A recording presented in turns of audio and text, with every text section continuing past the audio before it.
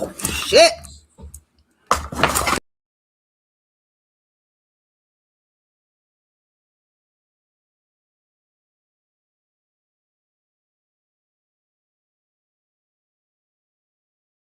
Got to give her a few more minutes. Brother Black, are you ready? He's not ready yet. You good, Marcia? Welcome back, and I hope that you are feeling better. What's happening, sis? Peace, family. Welcome back to the bridge. Hi, everybody. I miss y'all. I am feeling much better, but yet this weather is challenging. Yeah. We done went straight back to winter. Yep.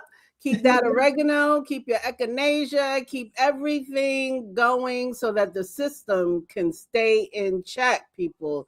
Because my system, it's on haywire, but good to see everyone again. Sister, yes, how you been? I'm good. It's been a real busy and eventful week for me. Tell me about it. It's been a lot, sis. It's been a lot. We're going to have to talk in the back channels. Okay. It's been a lot. It's been a lot.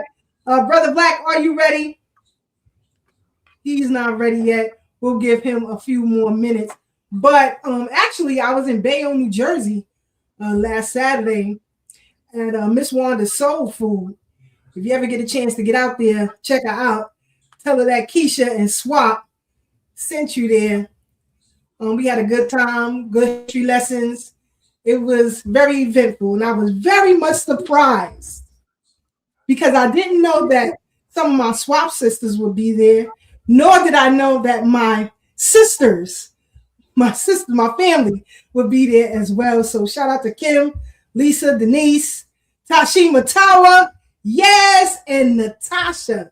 We was out there heavy. So that was a great surprise to see all of them out there. And we had a good time. Even young Pharaoh. Shout out to the grandson. Okay. Yes, and if you saw his recent video on an episode of Celebrity Substitute, he has over 1.5 million views. Nice. So we're going to get into it. Anyway, yes. Yes, it is. That's the name of her organization, Africans on the Rise. That is the name of Marcia's organization. She's an ally, sis. She's an ally. But we got to have allies. Absolutely. So, yes. So, Sister Brooke, are you ready before I get into it? Or should I go ahead? You ready? Sister Brooke. Hello. Our esteemed activist out of New York. How are you? Hi, Sister Marcia. We missed you. Where you been at? I hope you're feeling a lot better. I'm better. Thank you. I was traveling and then I got sick and now I'm back on the bridge. So it's all good. We're happy to have you back. Thank you, sis. Sis, you're on mute. Oh, me? Sorry about me. I was on mute. Sorry about that. So yeah, we had a lot of things going on this week. And this weekend, in the next 5 days, Sister Brooke, we still got a whole lot of things to deal with. Yes, we do. Next 5 days. I don't know if you want to get into that right now, or you want to wait until later. We can wait till later. Yeah, we don't have to do that right now. Okay, so since this is Women's History Month, and we're going to talk about a brother tonight too. It's Women's History Month, but we do things how we want to do things on the Brooklyn Bridge, you know? So, but let's give some credit to this sister, and then we'll come right back and we'll discuss. Hold on. If I told you the first black woman in the U.S. Army wore a disguise and fooled everyone, this is Cath Williams' story. Born into slavery in 1844 Missouri, Cath Williams knew hardship from the start. The Civil War made her a cook and laundress for Union troops. No choice in the matter. But in 1866 she made her own choice. Cut her hair, bind her chest, and become William Cathay, the Army's newest recruit. Women weren't allowed to serve, but rules never stopped Cathay. She joined the Buffalo Soldiers, marched across brutal landscapes, and even fought off smallpox. 2 years of grit, discipline, and constant danger, all while hiding her true self. When her secret finally slipped out, the army discharged her. No medals, no fanfare. But Cath Williams proved courage isn't about recognition. It's about defying the odds. She fooled the army. She made history, and left a legacy that no one can disguise. I find that story very remarkable because, we come from a legacy of resilience, and by any means necessary, we will get it done. And so a lot of people don't speak about her often, and the role that she played in keeping this country intact, right? Because when it comes to the military, we have fought in every war since the American Revolution. And we have been the glue that have kept this country together. Even though we are looked upon with disdain, treated inhumanely, up until now, what's the day? March 19th, 2026, we still catching all kinds of hell. But, it's very telling to know the legacy and the history from which you came. And a lot of people should talk more about her. Sister Marcia, did you know anything about this great sister? No, I think a few weeks ago or something like that, I saw that same video, and it was extremely interesting. And of course, everything is always hidden and then uncovered. And too often time, even though it's uncovered, we still don't sing their names as proudly as we should as a collective. So yeah, I mean, a lot of things are often hidden, but in plain sight, right? And one of the things that I don't know, I just because maybe I love history so much that I can be walking down the street and I can notice historical markers, right? And speaking of my cousin Tashima, one time we were in Atlantic City. We were hanging out in Atlantic City for the weekend, and she was driving, and out of the corner of my eye, I saw this historical marker. So I'm like, stop the car, turn the car around, right? And she's like, what? I said, it's a Black history over here. Turn the car around. So she turned the car around. Not only was it a historical marker, but it's actually a small historical sitting park. And they have a lot of history. They have four huge columns with some historical references to the civil rights movement. And it's a nice park, maybe about 3 or 4 benches. But she was like, how did you see that? I don't know.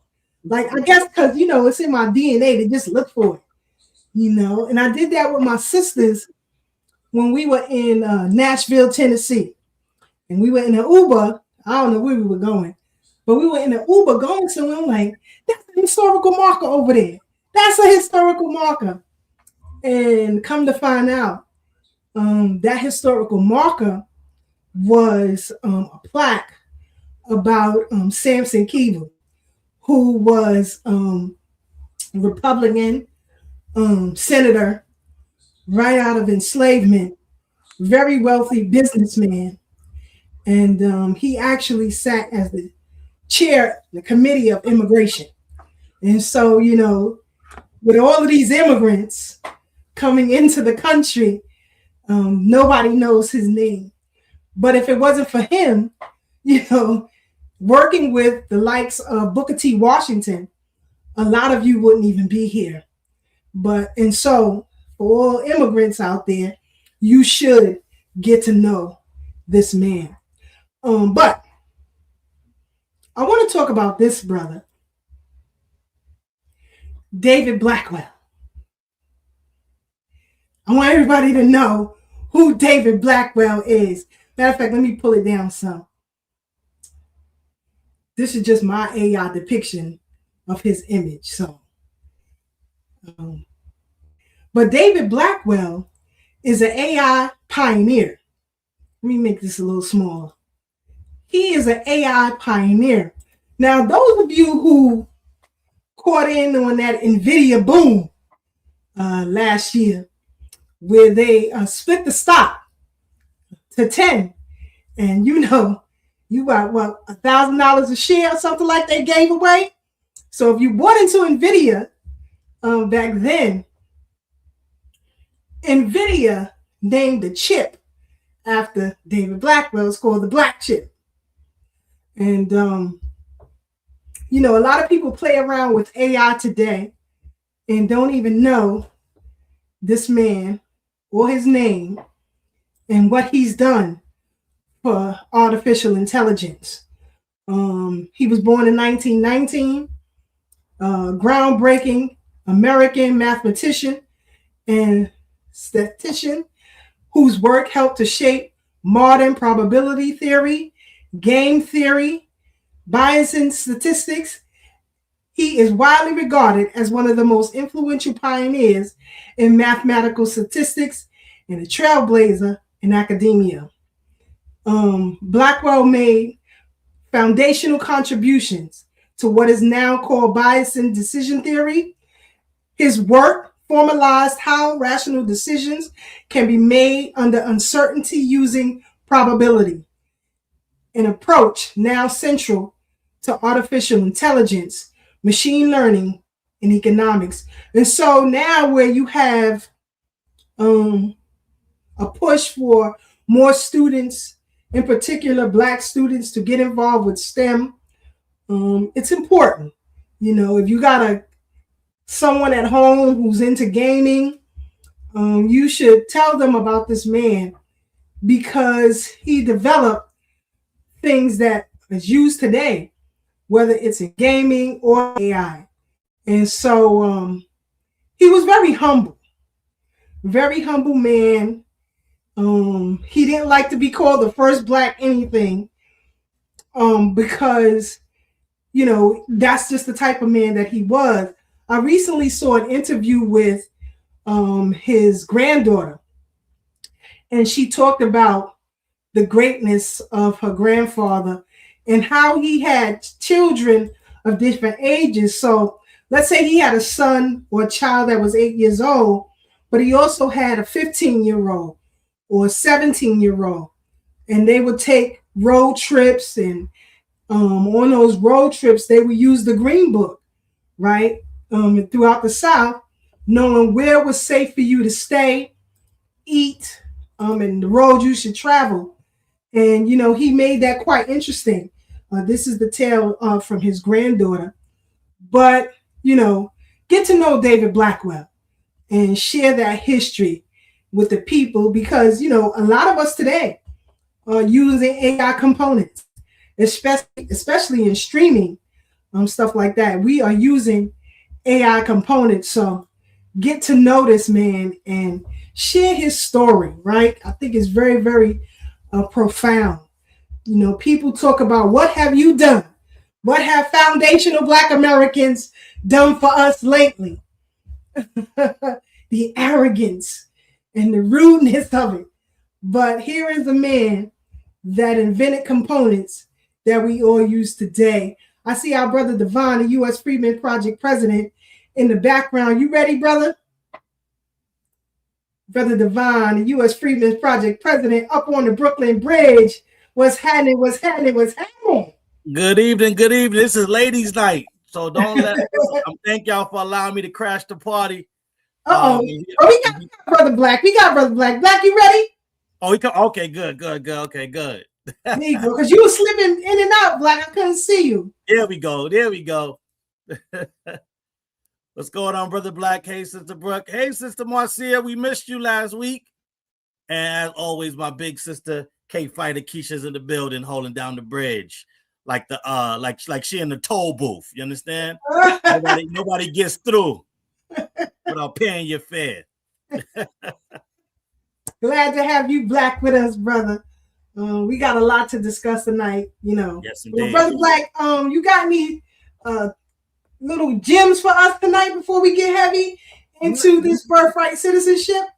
Not really. I mean, that was a big thing when Trump announced it, that was for, ADO's FBA and so on and so forth. I posted I was sending you the links around that time when he announced it, maybe a year and a half ago ish, maybe right after he got back in office, and he was saying it distinctly, and that was maybe soon after. You've always talked about FBA and FBA issues and things that's happening in the community, but that was when it started. When Tariq started really talking about it a lot, and then it became a thing. And so definitely, I'm loving that. And like I always say, and Brother Divine even said it once a few months back, that he's doing a lot of the work, a lot of the heavy lifting for FBA and making the environment possible. If you want to take it as MAGA, not on that Republican racist thing, but as far as being American, I mean, he's showing improving in that regard, from my purview. So let her rip. Let's start with the show, unless y'all got a question for me or something like that. Well, actually, I had mentioned a couple of episodes ago that, this whole thing with Iran, although a lot of people are pointing to is not real, as being the pedal pushes for this, though they are benefiting from it, is wholeheartedly President Trump. And that is because not since Roosevelt, or as when he came into office, Henry McKinley, that U.S. presidents have been focused on Americans. And when you focus on Americans, it rubs a lot of people the wrong way. This whole thing with the tariffs, and y'all can Google this, all right? Shout out to Mississippi in the building. What's good? What's good? What's good? And Crooked Letter, what's happening? Glad to have you with us up on the Brooklyn Bridge, Delta Roots. But, I want you to look or research, where does the UK economy comes from? Because they really don't have an economy. They fleece others under the monarch, right? Everybody kicks up taxes to them. And so when Donald Trump came in and he said, at the G7 meeting when he first came in, not this term, but his first term, he said, these people aren't doing anything for us, that we are not benefiting from anything that they do. In fact, that they have been fleecing America for quite some time. And so in this term, he decided to enact tariffs on many countries who are in industrial production or consumer production. And one of the biggest was China. And then, those in the G clique, he started taxing them too. And now y'all can Google this. You don't have to believe me. But one of the main reasons for him doing that is so that we, the citizens of the United States, can no longer pay income tax, employment tax, none of that. And you can Google it. He wanted those tariffs to do away with taxes, because when we started kicking up taxes back then, and Brother Black mentioned this as well, the UK been getting paid heavy, been getting paid off of our backs. And he said, I remember while he was campaigning, that US citizens should have more money in their pockets, that if they live better lives with more money in their pockets, they would be better citizens. And he said, why are we paying into the tax system when we no longer need it? 100 years ago, we needed it. But because we are so used to doing things, we're afraid to break from that mode. And then he got a lot of pushback from the Democrats and some Republicans because of the tariff push on these consumer industrial nations. And I wanted to know why. Why would they push back on this president who wants to eliminate taxes from the citizens? That's when I began to find out that a lot of these countries are bankrolling campaigns for a lot of these politicians.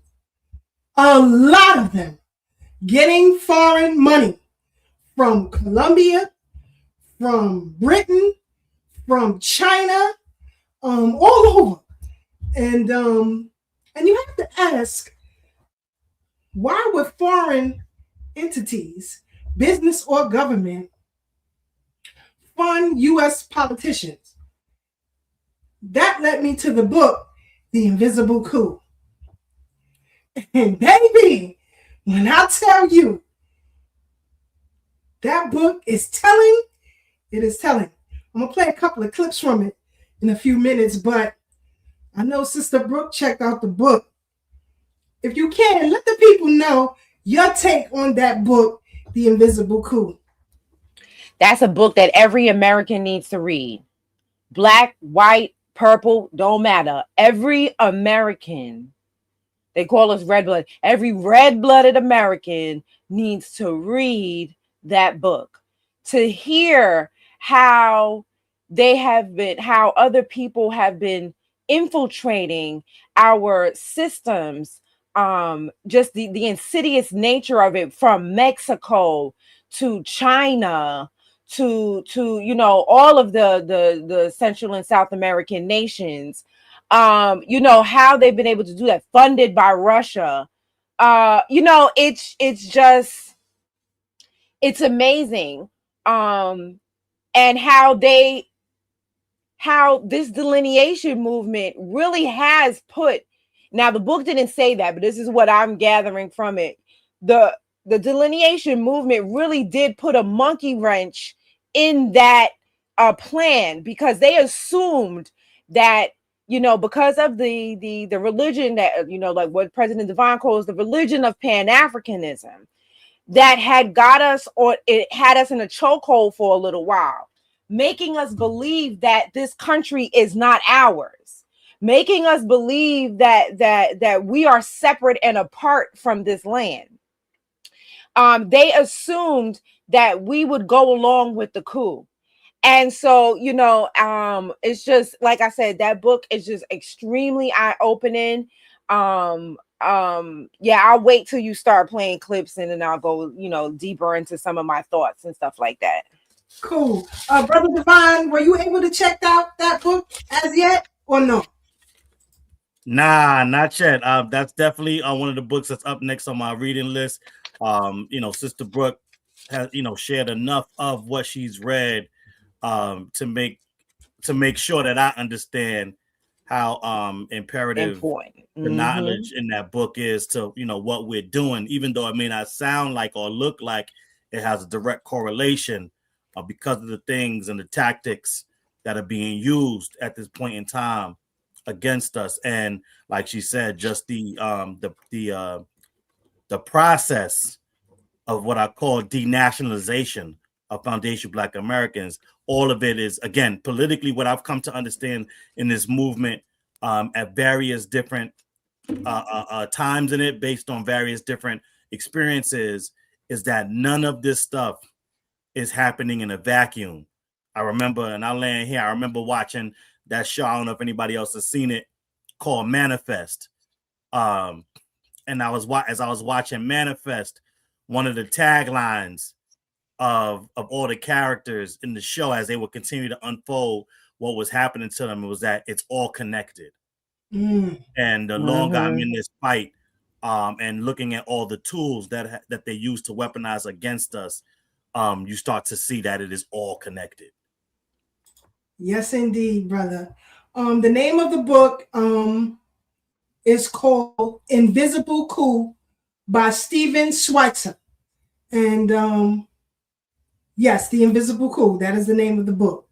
And you can get it on audiobook as well. Sister Brooke put the link in the chat for y'all. Peter Schweitzer. Definitely worth a listen or a read because, you know, immigration, no matter where it's from, is harmful to foundational Black American, and it was used or is used to throw a monkey wrench into the success of foundational Black Americans.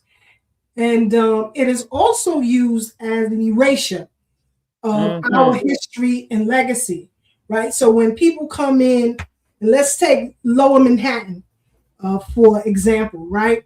You have connecting neighborhoods, Chinatown, Little Italy, and Soho, right? All of these neighborhoods literally connect by streets, right?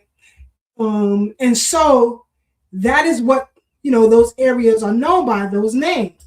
Greenwich Village, you know, they are renamed. But as I showed in, 2 episodes ago, that area, all of it, was named Land of the Blacks, right?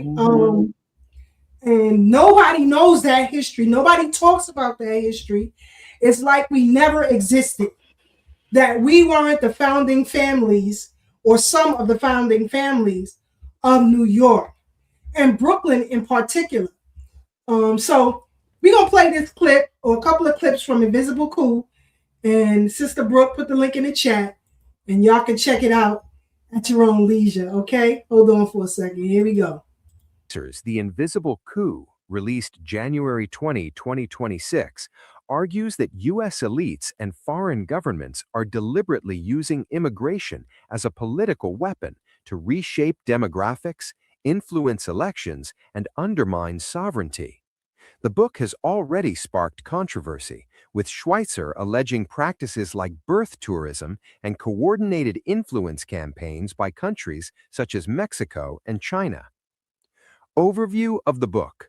Title: The Invisible Coup: How American Elites and Foreign Powers Use Immigration as a Weapon. Author: Peter Schweitzer, known for investigative works like Clinton Cash and Red Handed. Release date: January 20, 2026. Publisher: Harley Collins. Format: Kindle, hardcover, audiobook. Key arguments. Immigration as a weapon. Schweitzer claims mass migration is not just humanitarian, but strategically engineered by elites and adversaries abroad. Birth tourism. He highlights alleged exploitation of U.S. birthright citizenship, particularly by Chinese nationals, estimating that this could create up to 1 million new voters by 2030. Foreign influence. The book alleges that Mexico uses consulates, education programs, and migrant outreach to exert political leverage inside the U.S. Elites' role. American political leaders, NGOs, and even cartels are accused of facilitating immigration flows for political gain. Key themes.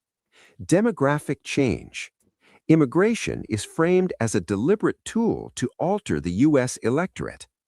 National security. Schweitzer argues foreign governments view migration as a way to weaken U.S. sovereignty. Elite complicity. He accuses U.S. elites of prioritizing political advantage over national interest. Controversy. The book has been endorsed by figures like Donald Trump, fueling partisan debate. Risks and criticisms. Polarization. The book's framing may deepen political divides over immigration. Selective evidence. Critics argue Schweitzer often uses anecdotal or partisan sources, raising questions about balance. Policy implications. If taken at face value, the claims could influence stricter immigration policies and debates over birthright citizenship. So just so that you have a bit of a framework how immigration is problematic for us here in this country, right? I'm going to play another clip in a few minutes, but when he talks about how policy is being changed to benefit both legal and illegal immigrants, because it doesn't matter, legal or illegal, it's problematic for us here in the United States.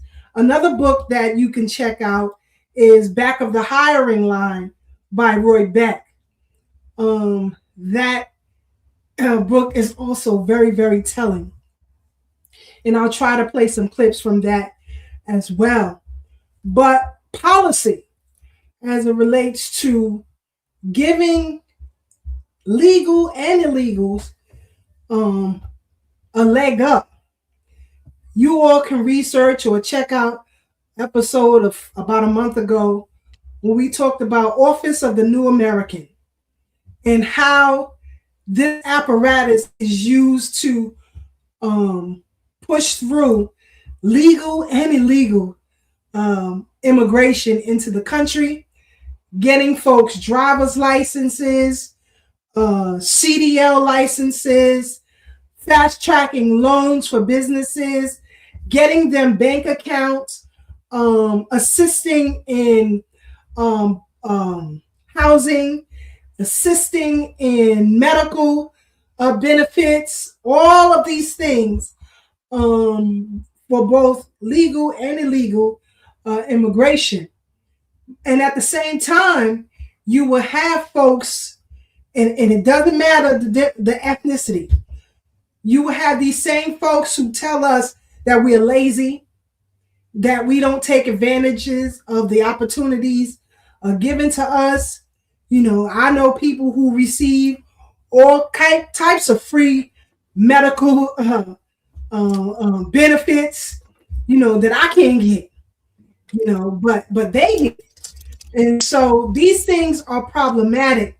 And so it took me on a deeper dive into these politicians and who's funding them, right? AOC has a very direct connection with Colombia, with Venezuela, to the point of receiving funds for her campaign.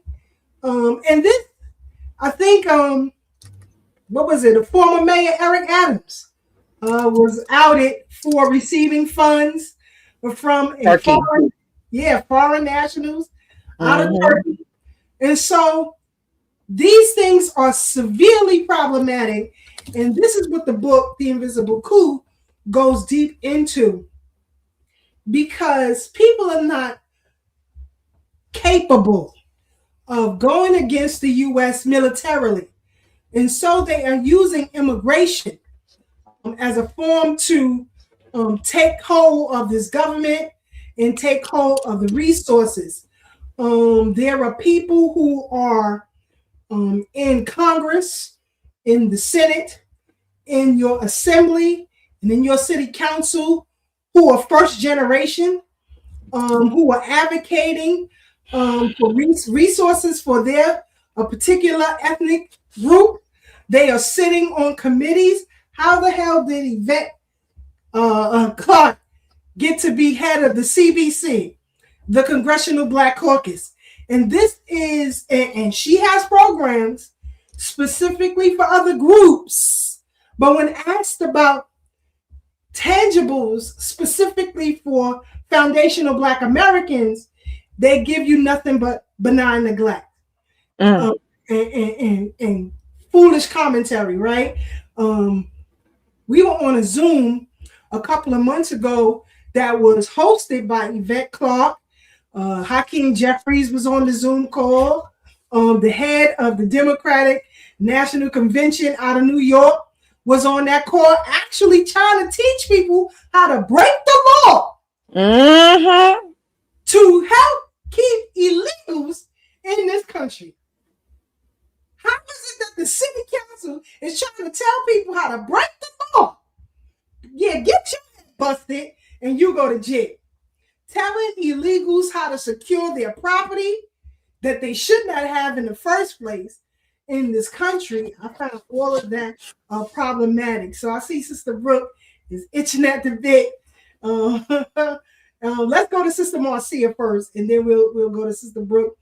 Sister Marcia, your thoughts on what is happening, because Dr. Claude Anderson said that everybody is going to be against Black folks, Native Black folks in this country. What are you seeing, and what are some of your feelings on this?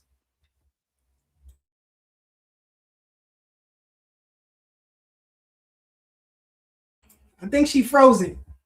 Go ahead, Sister Brooke. It looks like it. Yeah, we'll wait and see if she can fix it. Go ahead, Sister Brooke. Ooh. So, I also wanted to add that another person that got caught funneling money to campaigns was Prize from the Fugees. That part. He went down for funneling money from the People's Republic of China to the Obama administration. Okay, people forget that. They really tried to sweep that under the rug.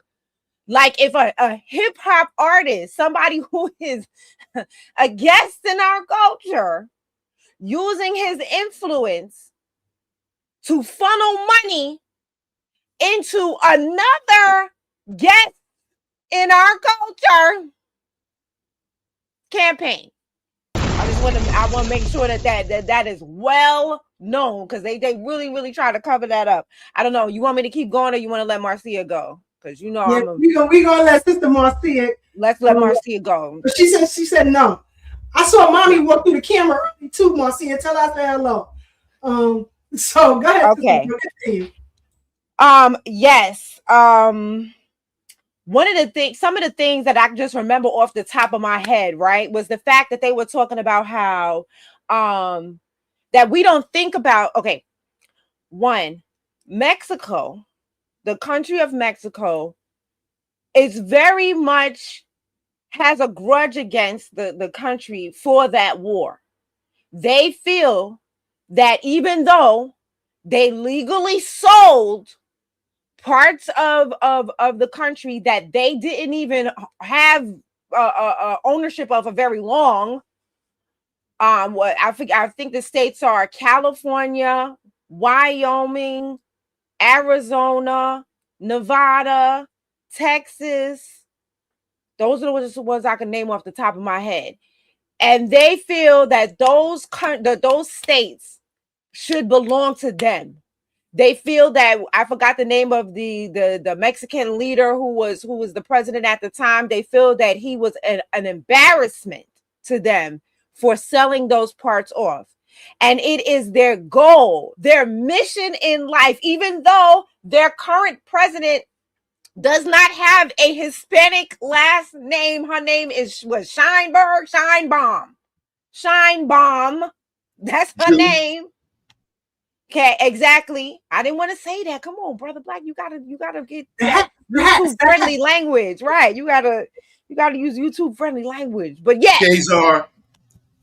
Okay, I don't know how YouTube feels about that one. I'm gonna put Black on mute. Go ahead, Brooke. But yes, her name is Sheinbaum, because to me it's obvious once I say her name. Her name is Sheinbaum. Okay, and what you gonna tell me that ain't her name? Her name is Sheinbaum. She's the president of Mexico. How that work, I don't know. Not a Perez, not a Martinez, not a Hernandez. It's a Sheinbaum. They feel that as they are paying for their citizens, the Mexican citizens, to come to the U.S. in droves. They are paying for their citizenship. They are paying for their travel. We were wondering, how are these people paying to get up here? Because the Mexican government is paying for it. Now, the book did not go into this, but as I was reading it, I thought to myself, If you get enough Mexican citizens in these states, they can, and especially if they get into political power, they can then vote to secede from the Union. And that in itself is insidious. Like, they don't have to fight a war. They don't have to kill a soul. All they have to do is get enough citizens there and vote to secede. Now, that might spark a civil war, you know what I'm saying, once they vote to secede, because, you know what I'm saying, no way we're going to let it just go like that. But this is part of their plan. Something else that I remember just off the top of my head, I'm sure I'm going to remember more as we keep going, was the fact that they're not doing any checks. They're not checking people, you know what I'm saying, their backgrounds. They don't know where they're coming from. You know, a lot of human traffic people are coming in, and, you know, they're doing what they do. But one of the things that happened was when they decided that they were going to start before they started giving them IDs without any checks or balances, there was a city that the mayor of that city allowed them to use their Mexican IDs, which have no checks. Would you like to know who that mayor? Because that was so interesting to me. Would you like to know who that mayor was? Spill it. Oh, it was dirty down, low down Willie Brown,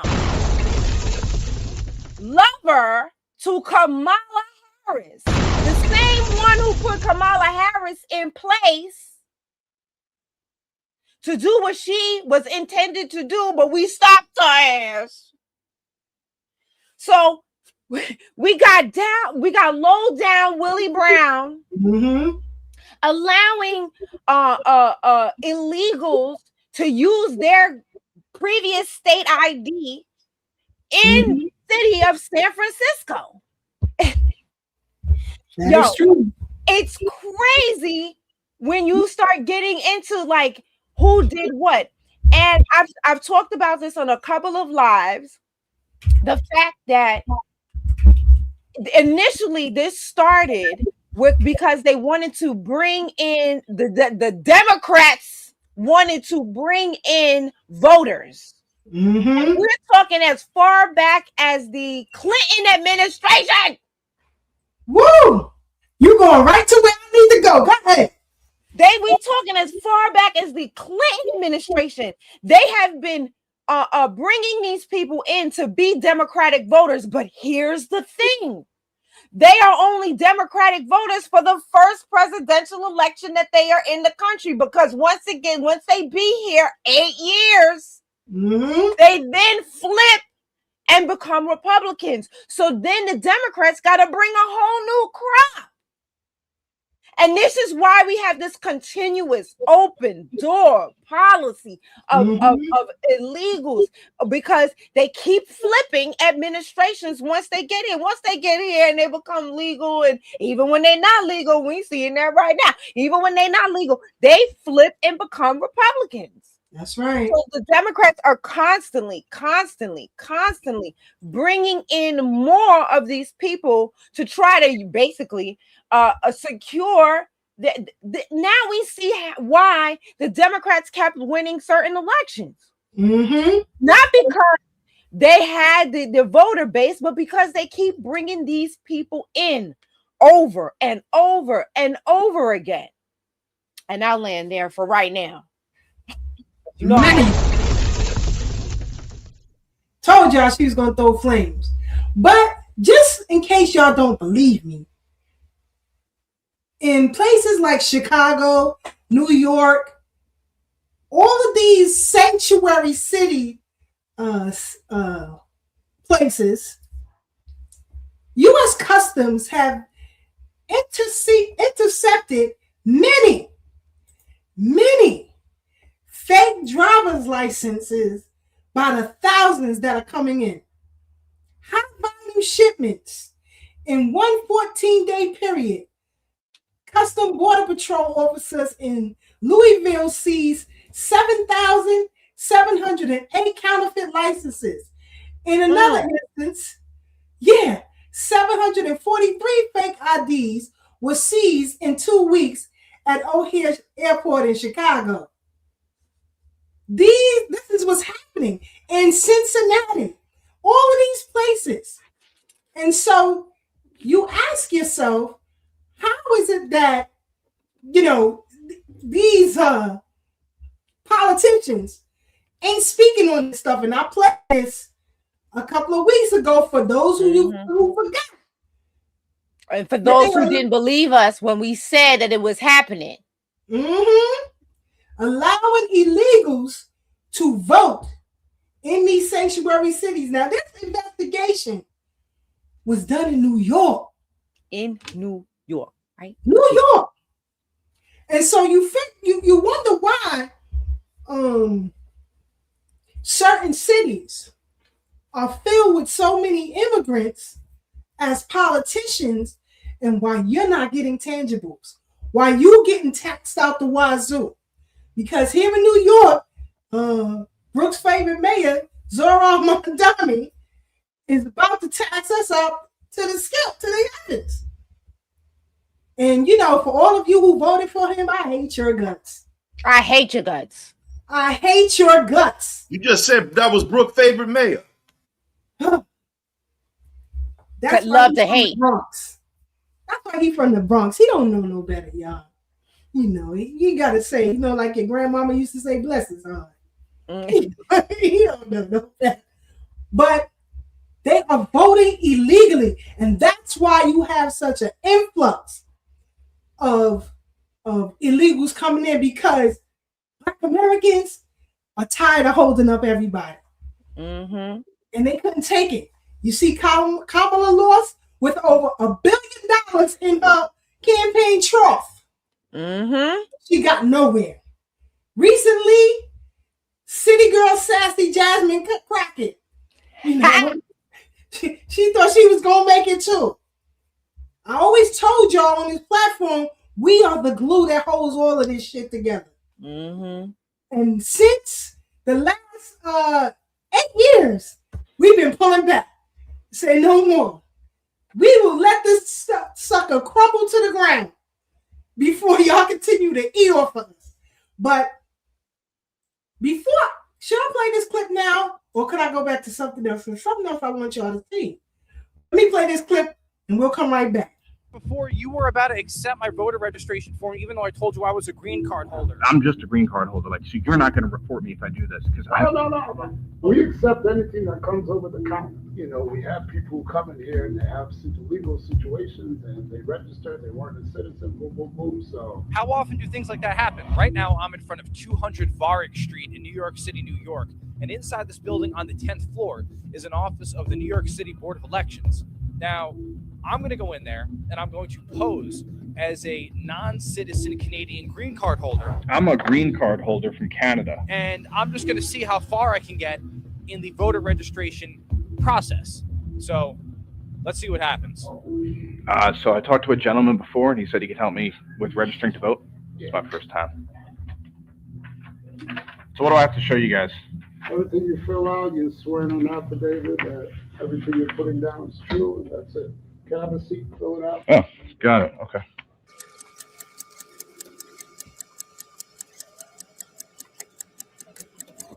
I'm a green card holder from Canada. Okay, yeah, you gotta be a citizen. I wouldn't fill it out. You wouldn't fill it out? Yeah, I mean, you gotta be a citizen to fill it out. Notice that he doesn't tell me it would be illegal to complete the application as a non-citizen, only that he doesn't recommend it. From here, things get even more concerning. The reason why somebody told me that they were a green card holder and that they came in and then they submitted and they were good. We can't stop you from submitting the application, and if it goes through, but most likely, because they don't do like a full background check, but once in a while, You know, we have people who come in here and they have legal situations and they registered, they weren't a citizen, boom, boom, boom. So This is a direct admission that non-citizens are in fact registering to vote, something that many claim is a conspiracy theory. All right, here's the deal, to be honest. Shout out to Sister Pat, UAM Finest in the building. But we knew back in 2013 that funny business was going on. Funny business. And those of you Black folks who love the Democrats, let me show you what they really think about you so that you are not confused. Okay? Carry with you. Hot sauce. Really? Yeah. Really? Are you getting information right now? Hot sauce. Hot sauce in my bag, Swag? Hot sauce. Really? Yes. Now listen, I just want you to know people are going to see this and say, okay, she's pandering to Black people. Okay. Is it working? Yeah. You got more questions. I tell you, if you have a problem figuring out whether you're for me or Trump and you ain't Black. Young Black kids growing up in the Bronx who don't even know what the word computer is. They don't know. They don't know these things. And I want the world open up to all of them. Is agreeing to voter ID one of those compromises that you'd support? I don't think that we should underestimate what that could mean, because in some people's mind, that means, well, you're going to have to Xerox or photocopy your ID to send it in to prove you are who you are. Well, there are a whole lot of people, especially people who live in rural communities, who don't, there's no Kinko's, there's no Office Max near them. People have to understand that when we're talking about voter ID laws, be clear about who you have in mind and what would be required of them to prove who they are. I'm not trying to impress you. I'm just trying to impress upon you. I'm like you. I'm no better than you. You know, I'm a 960 SAT guy, and I'm not trying to offend anyone, you know, trying to act all there if you got 940. I cannot, you've never seen me read a speech because I cannot read a speech. No, she has to go. What's something that you always carry with you? They say y'all too dumb. They think you stupid. They think you stupid. And, you know, peace be upon my cousin Reese. She used to say, you know, they come around with a lot of jive talk. You know, remember that show, Showtime at the Apollo? Peace be upon Kiki Shepard, who just transitioned. A beautiful Apollo legend. And the beautiful, yes, actress extraordinaire who transitioned a few days ago. But it used to piss me off when someone of another persuasion would get up there and sing and got a half a note and the crowd would go crazy. That used to piss me off to no end. Let some Asian dude get up there and start singing. The crowd go crazy. Some Caucasian dude, the crowd go crazy. This is why they come to you with foolishness. No tangibles, foolishness. And for all of you city girl idiots who are out there saying, vote for Kamala, she's one of us. Where? She's East Indian and Irish. So says her parents. So says her family members. And y'all fell for that. Oh, she went to HBC. I don't give a damn who she went. That slut is not for us. And I can say that because she laid on her back to get where she is. Ask low down Willie Brown. And her knees. So, where is your moral compass? And when I seen, you know, and she tried to pull every trick out in the book. Empty concerts with Megan Thee Stallion, you know, collard greens in the bathtub. On top of you ain't Black, you're nasty too. You're nasty. You ever wonder why she don't use her married name? Now go research that. Another shine bomb. And come back and tell me. Come back and tell me. But can I spill the beans, Sister Keisha? Say again. Can I spill the beans? Go ahead. His wife excuse me, her husband. First of all, it's rumored that her name is Kamal, and he's a man.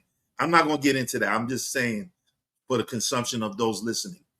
But her husband got on his first wife, cheated on her with the help, got her pregnant. She got a son from the babysitter. Yeah, a nanny, whatever. One of them people. I'm done. You're on mute, sis. Allegedly. But it's not allegedly she was with Low Down Willie Brown. She admitted to that. Parading around with Montel. Since when do whores gain favor? Since when? You see? And all you city girls who's out there clapping her up. That's why we suffering today. Because you don't have a moral compass. You don't have a moral compass. But I'll get off my soapbox. Anybody want to jump in here before I move on? Yeah. Kamala was also, look, I did. Now this doesn't go for all of them, but Kamala Harris was also an AKA. And look it up. I'll find it while when you go to the next thing. But the AKA specifically, a chapter leader was on went to jail. I'm not sure if she went to jail, but I know she was convicted. I don't know what sentence they gave her, but she was convicted of running a prostitution ring with the new sorors. So people could pay for the admission to becoming a soror. So prostitution within the AKAs has already been proven. And she was outsourcing the new recruits to prominent businessmen, like Low Down Willie Brown, like Montel Jordan. So what I don't understand is, as a woman who worked in corporate and who have had women, I didn't like Kamala from the time go. Because she reminds me of that woman when you're working in corporate and you're smart and you're doing your job and you're capable, but you got this woman on top of you who's been on the couch of every boss on top of her and on top of you as far as the structure is concerned. And now she think that she can wag her finger and tell you what to do because she been on her knees and on her back and not in her books and don't have no brains. But now I got to either train her or just listen to her babble with her stupid ass. Don't make no sense. She don't know nothing about nothing.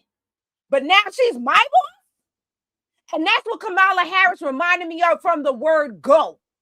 And I couldn't stand her. And then I started learning more about her and how dumb she was as a prosecutor. This woman probably slept her way through law school with all the with the you know what I'm saying, with all her professors and all of this kind of stuff, because you should hear what some of the judges was telling her, or judges was telling the people in her employ. That's right. Come on, to your boss before I embarrass her. That's what they said. Because you know who else I did a 6-hour live on? Kamala Harris. Her family, her record, what she did in San Francisco, how she pooped on the black people in San Francisco and then turned her ass to them. That's right. How she treated us in San Francisco.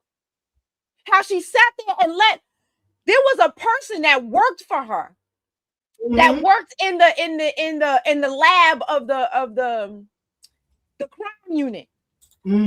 That person's sister called them and told them, look, my sister's on drugs. You shouldn't trust her. And they still let her continue sending black people to jail. And then the judge had to come and be like, okay, well, are you going to revisit these cases? She said, no. The judge had to make her revisit these cases. And this is Kamala Harris. This is a disgusting, despicable woman. And y'all sit here and let the fact that she pledged AKA, which was her in, because you know Willie Brown looked at her as exotic. That's why he had her on her arm, had her on his arm. And then when she couldn't get, as she was starting to age out, that's when they set her up with that husband you was talking about, Black. Because he was an entertainment lawyer. And matter of fact, y'all should see the two women. You should see the wife and the babysitter. They look alike. Ugly as hell. They look like Miss Piggy. A skinny Miss Piggy. Them some ugly broads. So when he saw Kamala, he said, whoa, I hit the jackpot. Even as old as she was at the time. So, and then one more thing I want to say, because you put Hillary in that video, and I love to talk shit about Hillary. Hillary is supposed to be the queen, the king of the feminists, right? Right now, her husband is being ran, his name is being ran through the mud over these Epstein files. And what is she doing while y'all sit here and say you don't need no man, you don't want no man, the men ain't shit.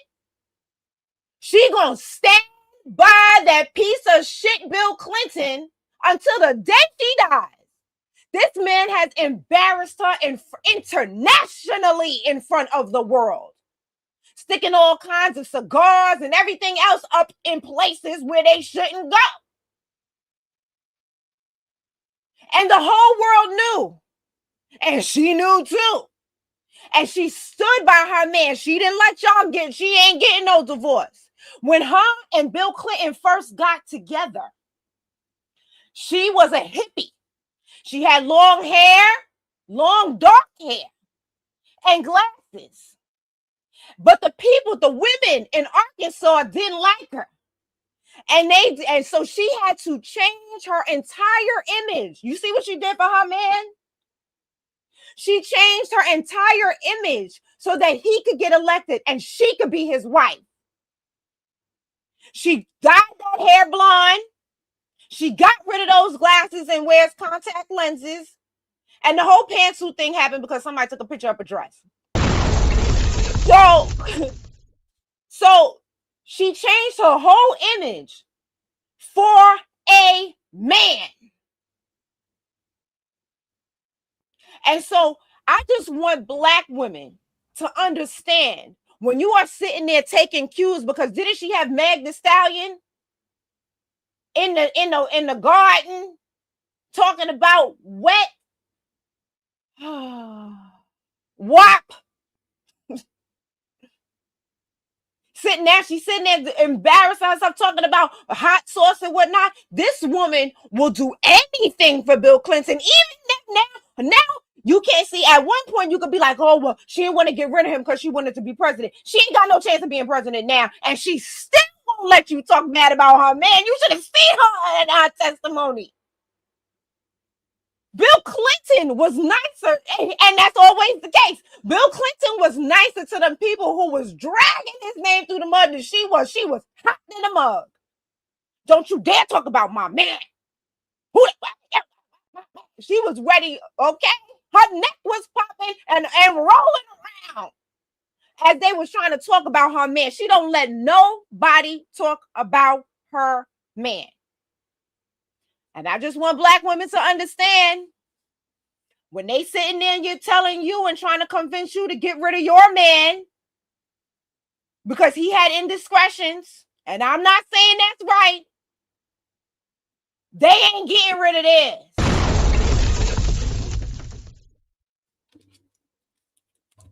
And I'll land there. Sister Brooke did your homework for y'all. You see that?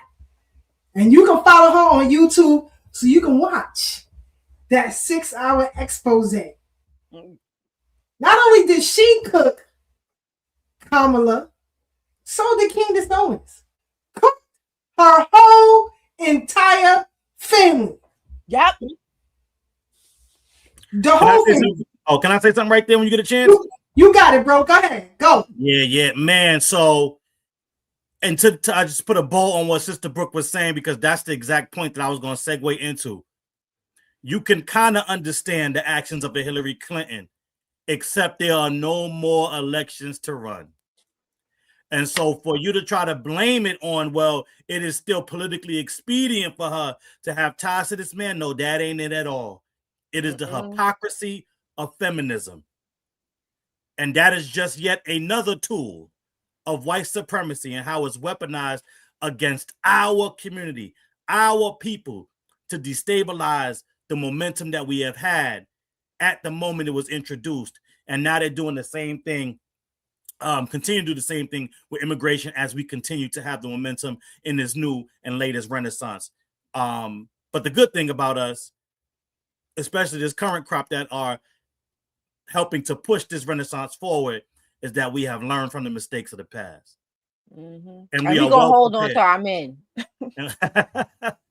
And we are well prepared for any future attacks that they might cook up, because we're built like that. And so I'm excited about what's to come.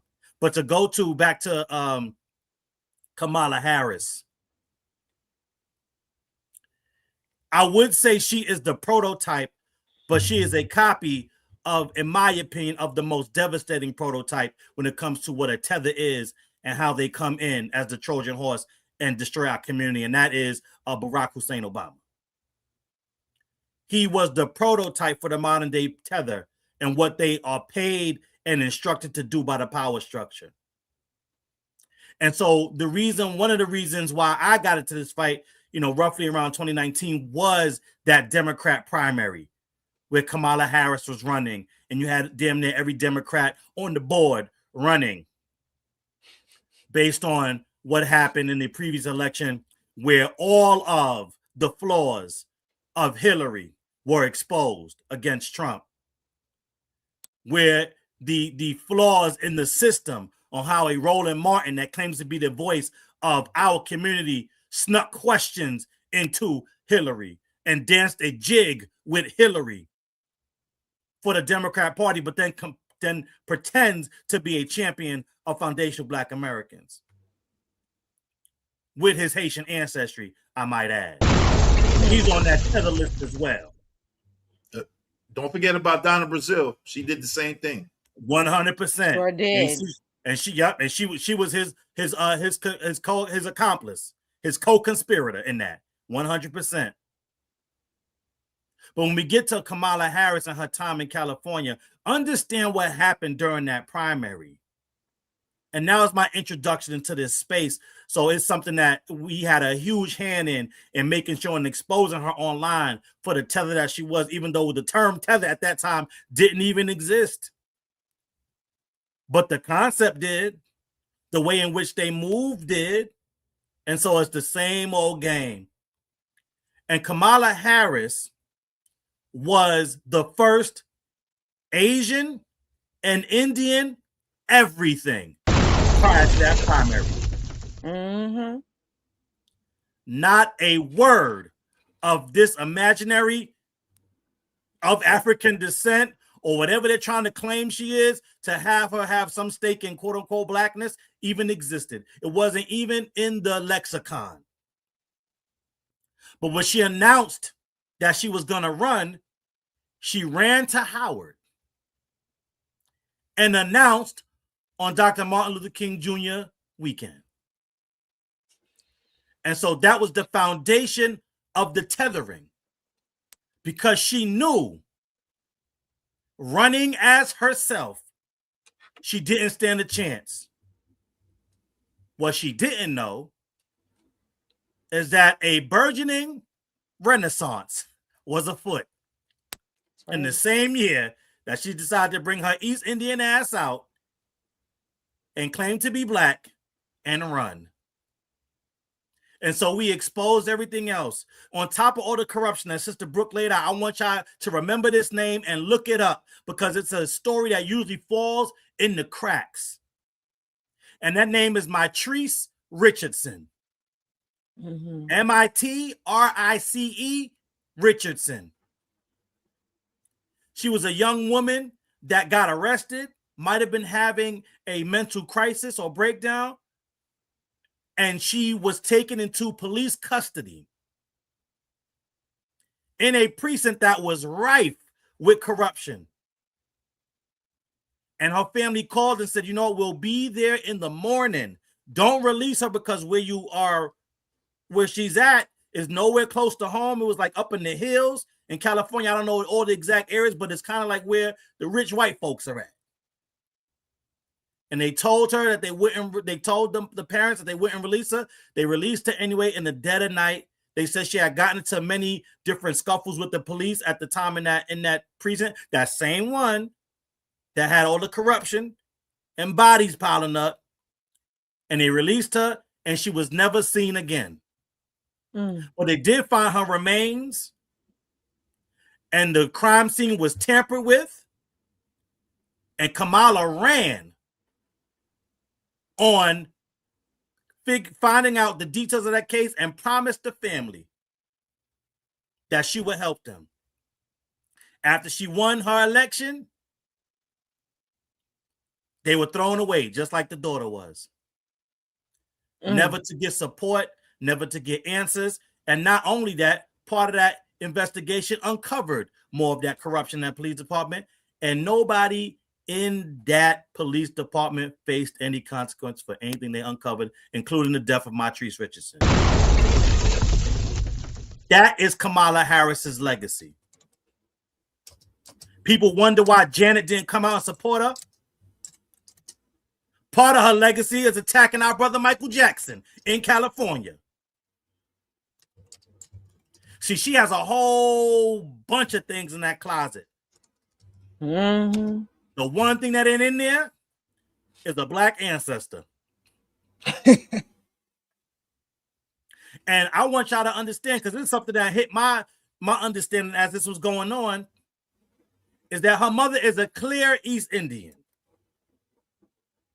Her dad is a part of the buffer class that we have now found out, as we've seen, has come into most of these Caribbean countries. He's an East Indian that was born in Jamaica. Now I want y'all to understand this, and I'll land here so we don't get too caught up on Kamala. But this needs to be known. Her father is still alive.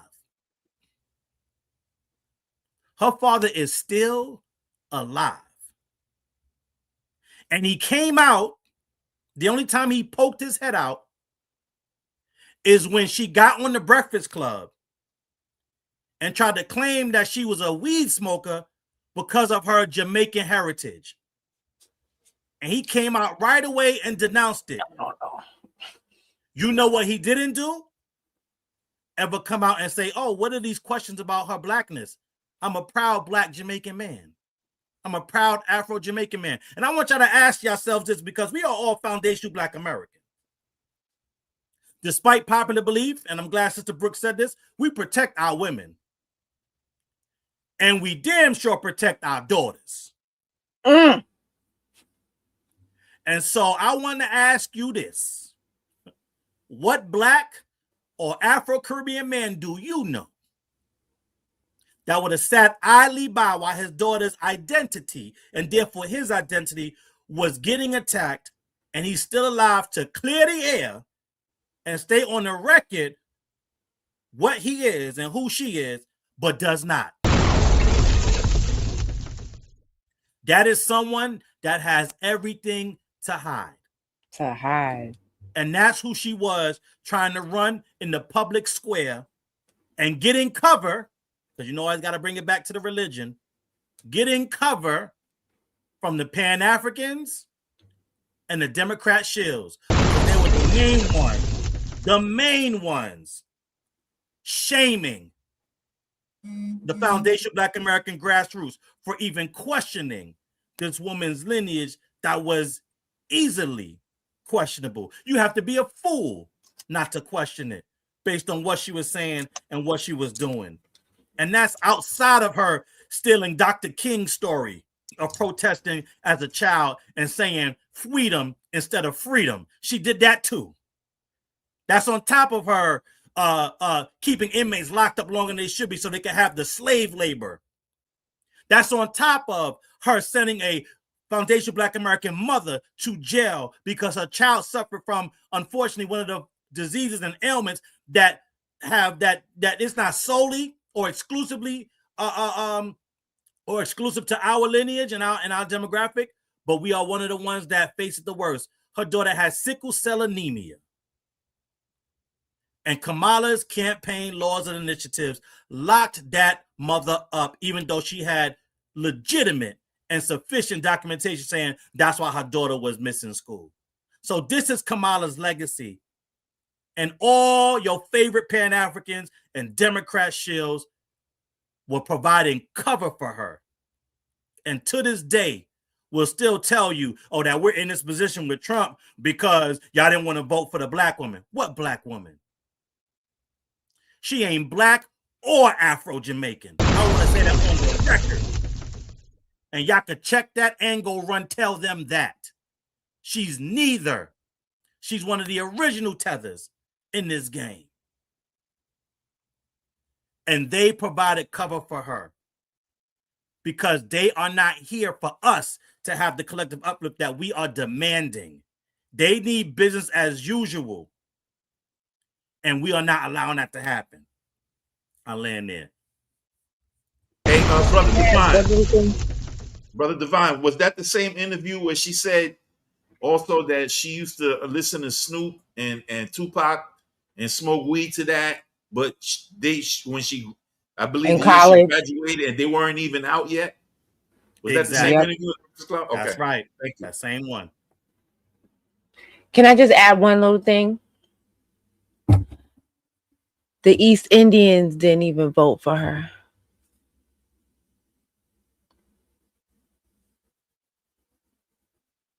That's it. I would believe that would be because of the caste system. They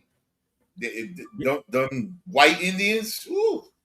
That's right. You mean because are you saying that they delineated from her? Is that what you're saying, Black? I guess so. Yeah. Two Just like we're gonna delineate from her too. Two things on that, because y'all keep bringing up more stuff. I know this was gonna happen, but on that point, and your point about them not voting for her, two things. And I'm done, and I'm not going to say nothing, even if something comes to my mind. Cook, brother, go ahead. They alongside that delineation process and understanding the difference between ethnicities and different castes. If y'all go look it up, Devi or Devi is not even her original middle name. They changed it because her original middle name is Iyer, and that is a typical name in the elite caste of India. So they knew enough to say, hey, we got to change that name because those that know are going to know she's of the oppressive caste, the Brahmin caste in India. So we got to give her a more common name. And that Judge Joe Brown. Judge Joe Brown, we talking about her for bills, okay? Right. And that Brahmin cast, he don't play. Excuse me. And the next thing, this is the last thing I'm gonna say, because y'all talked about the greens in the tub. That's how we knew automatically she wasn't us, even if there was any confusion. And you had the shield still shilling for her. A nasty ass. But you know who does eat and or serve food in the same places that they bathe and got their dirty ass feet in? Her East Indian people. She trying to make collard green the same thing as them goop scoop of meals, and that ain't even us. So let's just end it there. They be putting a 9 under their arms. I'm like, what are y'all doing? What's going on? I'm never eating Indian food again. No. That's how they get their curry. That's where they get their curry from. Black crazy. But to my family who's listening, especially my cousin Tashima, I tell you that's why I don't eat no goddamn Indian food.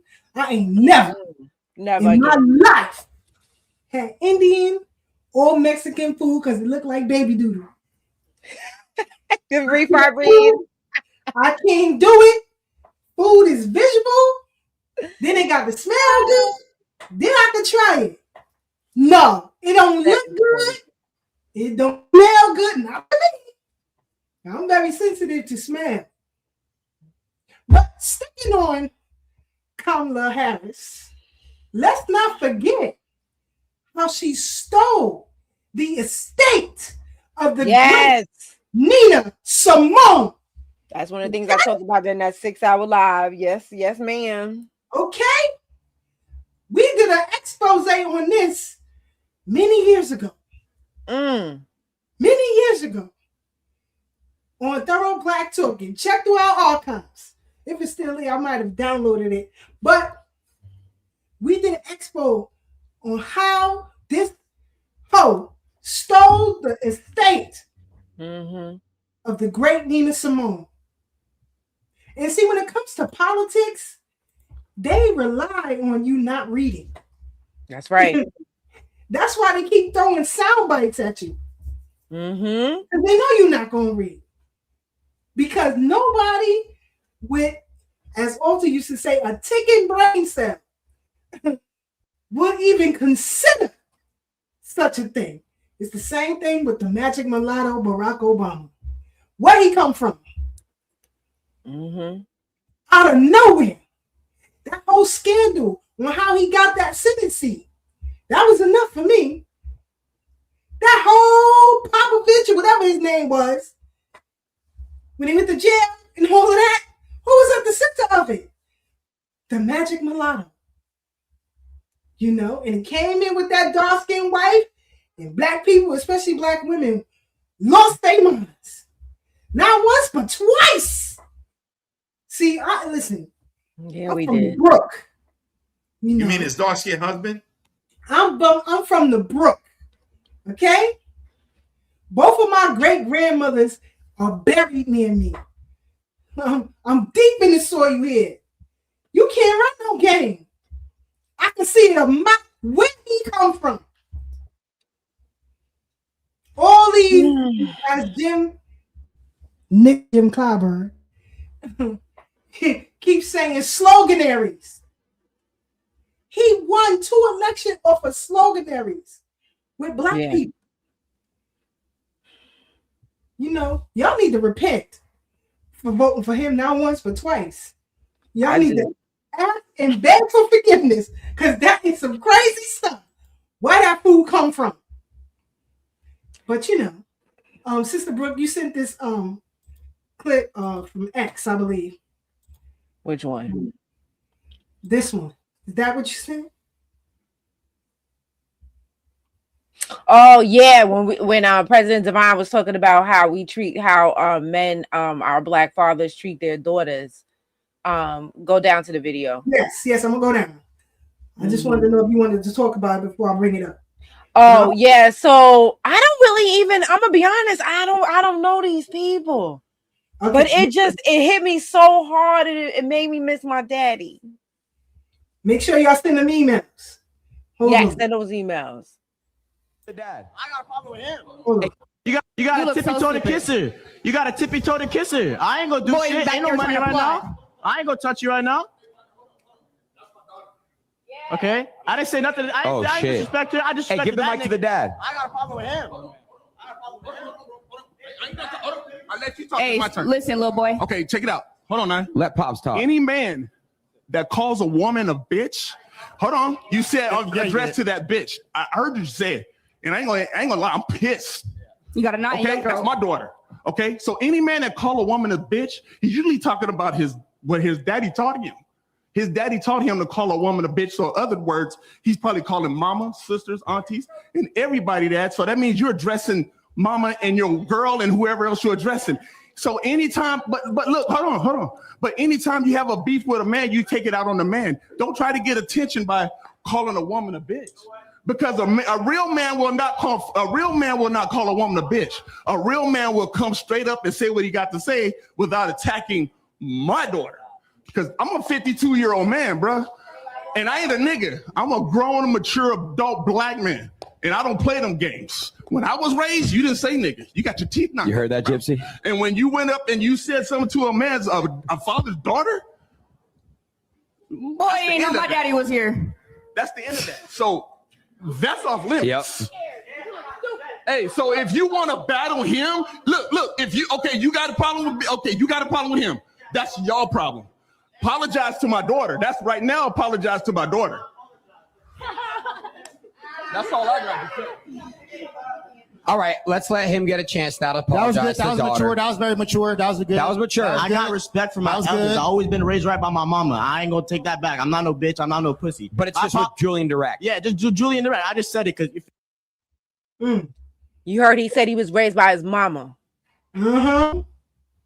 And he got confronted by her daddy. Like I said, that video just made me miss my dad. It just,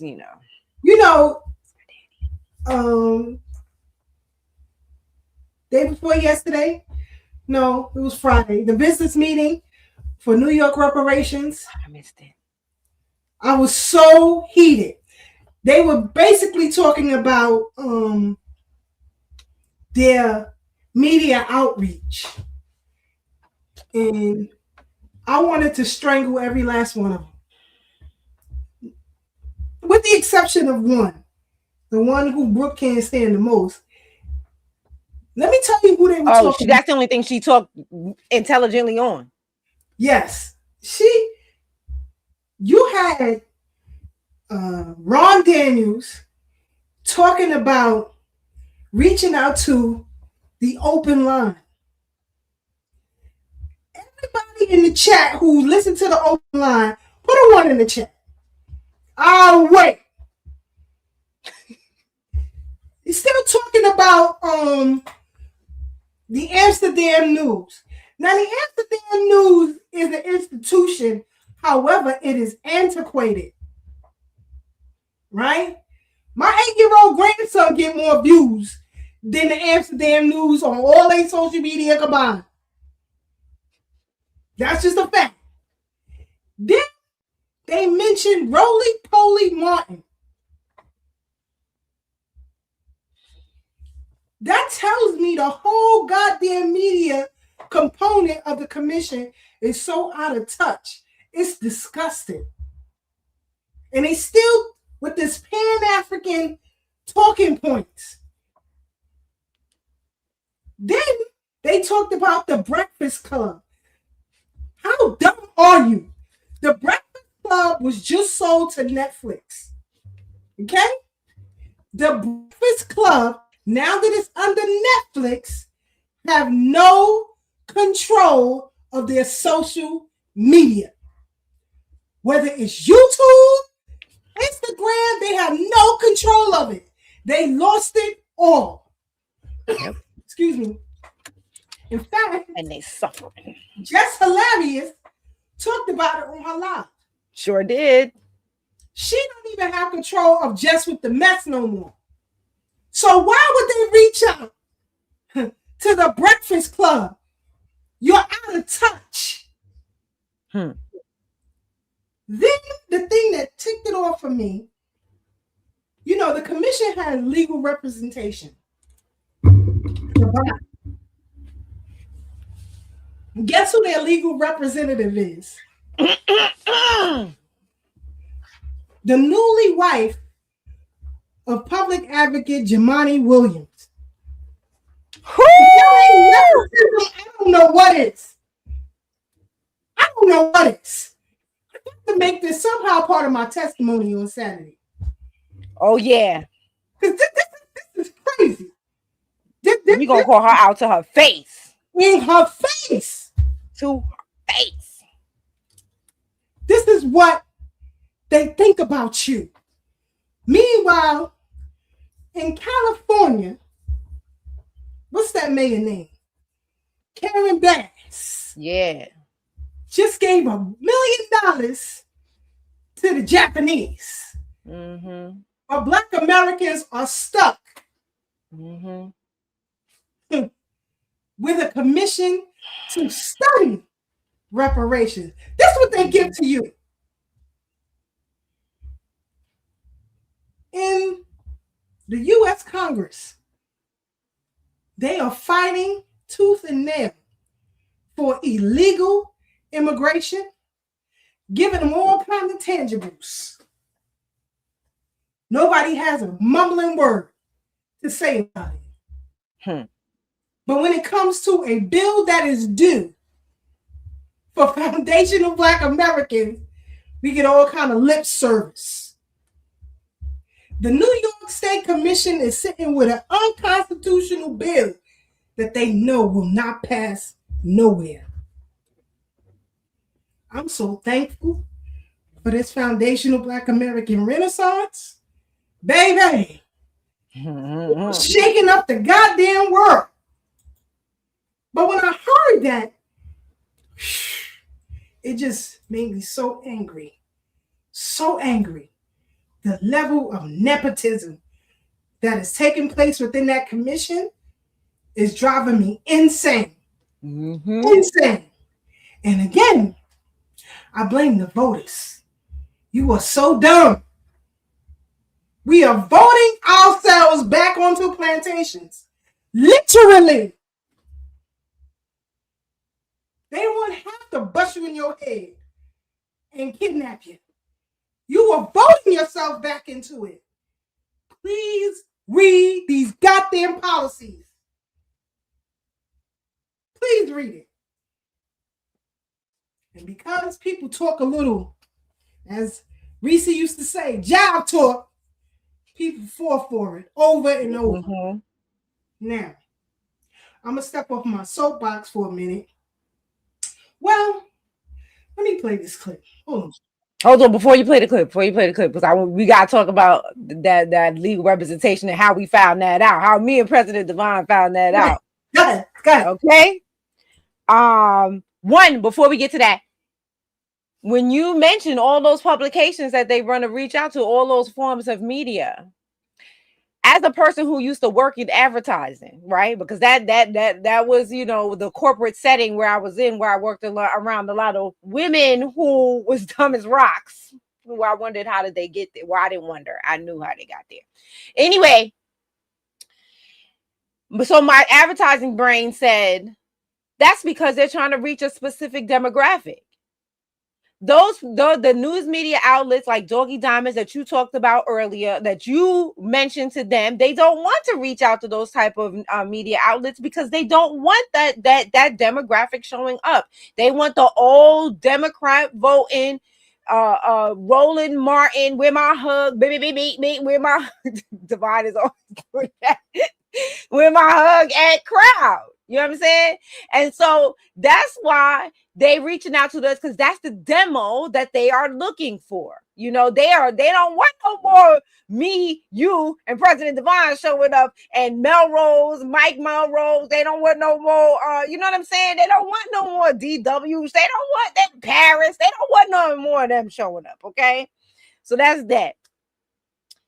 Now, back to how we found out. So me and President Devon was in Albany on Tuesday. That's where we was at when I was texting, right? We went up to Albany on Tuesday to, you know, advocate for some more sponsors and co-sponsors for our bill, you know, for delineation and disaggregation. And we in the room, and this gentleman just walks up to us. He goes, so where are you guys from? And we're like, oh, yeah, we're from the U.S. Freedmen Project, right? Because Sister Keisha don't even know this yet, because I didn't get a chance to talk to her yet. We go, yeah, we're from the U.S. Freedmen Project, you know, and, you know, we, you know, deal with delineation and reparations and da-da-da-da. He goes, oh, so you know Jumaane Williams' wife? I said, who? He said, yeah, India Williams. And my mind instantly went to that legal counsel. I said, does she wear glasses? He said, yes. No, he said, I'm not sure. Then he pulls up a picture of her. Very beautiful girl. And I was like, I said, then that's when I asked, does she wear glasses? And then he put up another picture on her glasses, and bingo, I knew exactly who she was. Now, what is so crazy is that she presented herself to me during the hearing in, was it Binghamton, Devon? And Binghamton, as if she was a foundational Black American.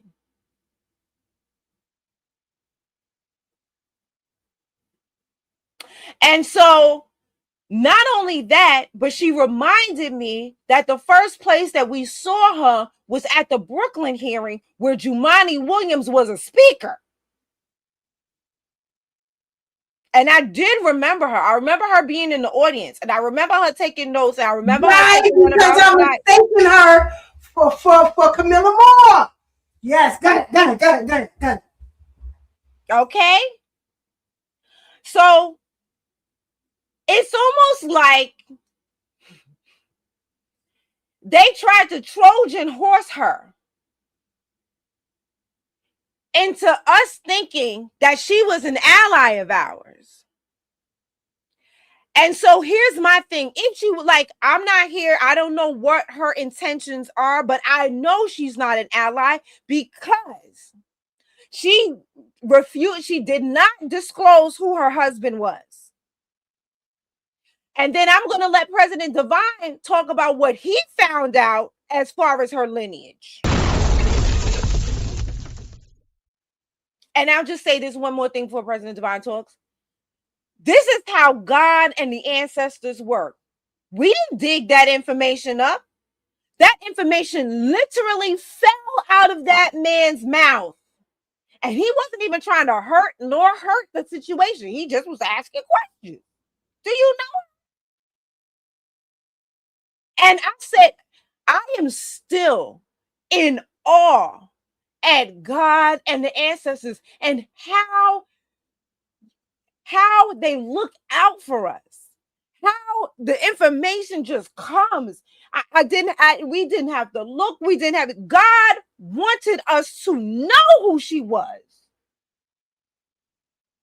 He wasn't going to let her Trojan horse herself into what we're doing because, like I said, she came to us as an ally, as if she was going to help fight as the legal counsel. Because don't forget, during the prior business meeting, this is the same woman who sat up there and she said that, you know what I'm saying, reparations was about lineage. And then Jennifer Austin Jones made her come back and alter what she said, what she had said, because of because of how we talk about lineage. So I was going to talk about the fact, but you know, then that we ended up having that Jamaican lady from the Harriet Tubman Foundation, and I had to tell her a new one that was more important to me, because I really had planned on tearing them up for getting on her. So they was really positioning her as our ally, like if we were gonna, yo. But God said, no, I need you to know who this woman is. And she is not your friend. In fact, she is not even of your lineage. Go ahead, President Devon. Oh man, I don't know if this is something, but we definitely need to look into it. So I'll give this little bit of breaking news too. That I was just looking at while you was talking, because I wanted to make sure I talked more about what you said. So yeah, in addition to that, once we heard where who she was and found out, I was just looking to make sure that they were actually married, right? I was like, okay, well, let's find out if she's married, if this is the same. We knew it was the same person. It's funny you say that about her, Sister Keisha, because in Binghamton, as I was giving my testimony, and I was speaking, that's why every time I referenced Camilla Moore's name, I either point to the motion to the front, because that's where India was sitting. And I also mistaked her for Camilla Moore, right? Until I looked over and saw that Camilla Moore was not on the dais anymore. She was in the crowd. So yeah, I was saying this, everything I was saying was directed to the front because I thought she was her too. That's how much, to me, also she looks like Camilla Moore. So it's funny you say that. And I can admit that now. But needless to say, as we were looking up, I wanted to make sure to see if they were married, if they were still married. And it is a article in the Caribbean News that documented their marriage.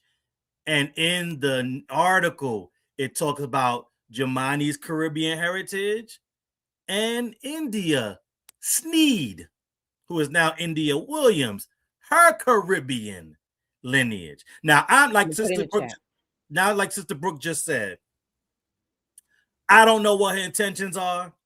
I don't know if she is, you know, a bi-ethnic, you know, because it did not say on both sides. It just said that, you know, she has this heritage from the Caribbean. So it could definitely be on one side. And maybe she presented herself in the way that she did because she is half FBA. Needless to say, that is irrelevant, as Sister Brooke just pointed out, because at no time did she bring that up. At no time did she talk about her ties to her husband, Jumaane Williams. And in fact, here's what's even more egregious about it is that I met her in Brooklyn. And I said during that conversation, and see, this is where, and I didn't even get a chance to tell Sister Brooke this because I thought about it later on down the line after, you know, after everything that we found out. I said to her, I'm so glad that one of us is going to be tied to the commission. I was like, because as you can see, we have opposition.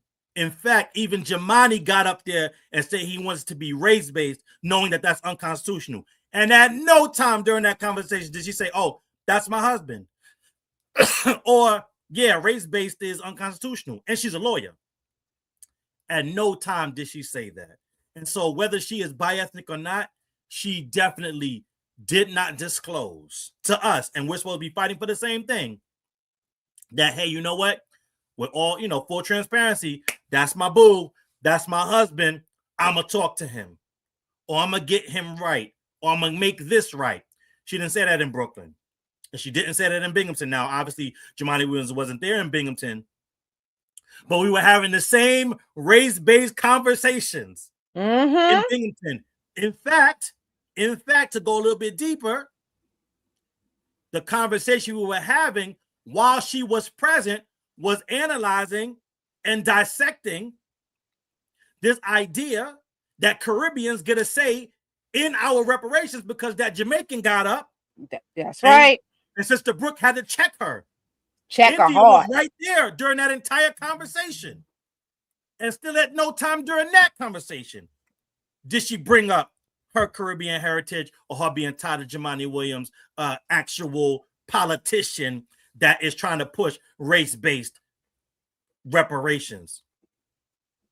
So this is entirely disingenuous. I cannot wait for Saturday. You know what I'm saying?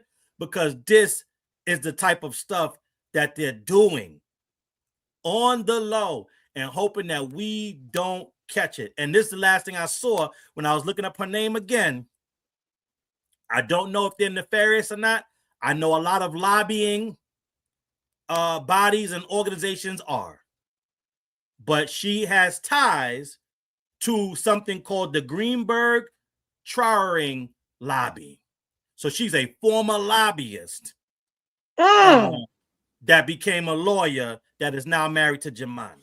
So I haven't got it. I just found that out as we were looking her up, because there's an article in the Daily News that you know, details her background and where she came from. So we definitely need to look into this lobbying firm to see what their expertise is. The one thing that I did read that I'm like, okay, is a little bit possibly concerning based on what we're doing. It says at Greenberg Trauring, we help clients master uncertainty through proactive legal strategies, skilled counsel, and access to vast resources worldwide. So whenever we hear something like that, that is definitely cause to pause and to look into this thing to now see who this woman really is. Because this could just be the tip of the iceberg on what they're trying to do here and any of the plans they have. And we also know that Jumaane Williams is heavily pro-immigration, especially of the pro-illegal kind, because he was a part of that city council that voted to have non-citizens get the right to vote. And he was also a part of that city council that Eric Adams was fighting against. And we know how we all feel about Eric Adams, but it was a battle because Eric Adams was trying to stand up against the illegal aliens after he wasn't going to get the pat on the head from the federal level and the monies. And that entire city council was pro-illegal alien. They were green lighting all the monies that was going to those programs that they told us was not happening, that they told us was illegal to happen, but somehow they found a way to give them housing, give them vouchers, give them monies, give them cards, all the things that illegal aliens are not supposed to have access to, but they got it.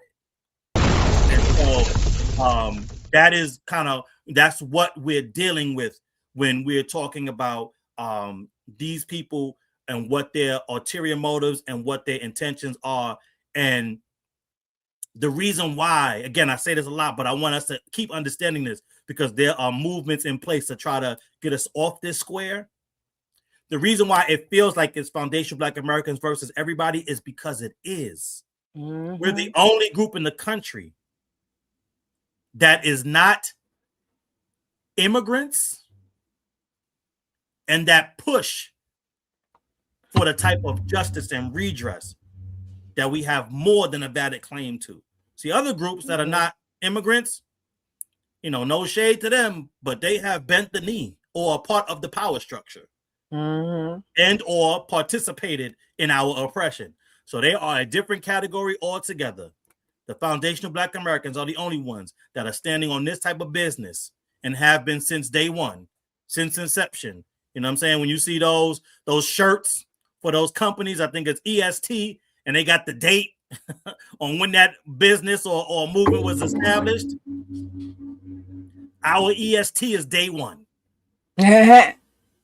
Day zero, if you're nasty. Since the beginning of time immemorial, we've been standing on business.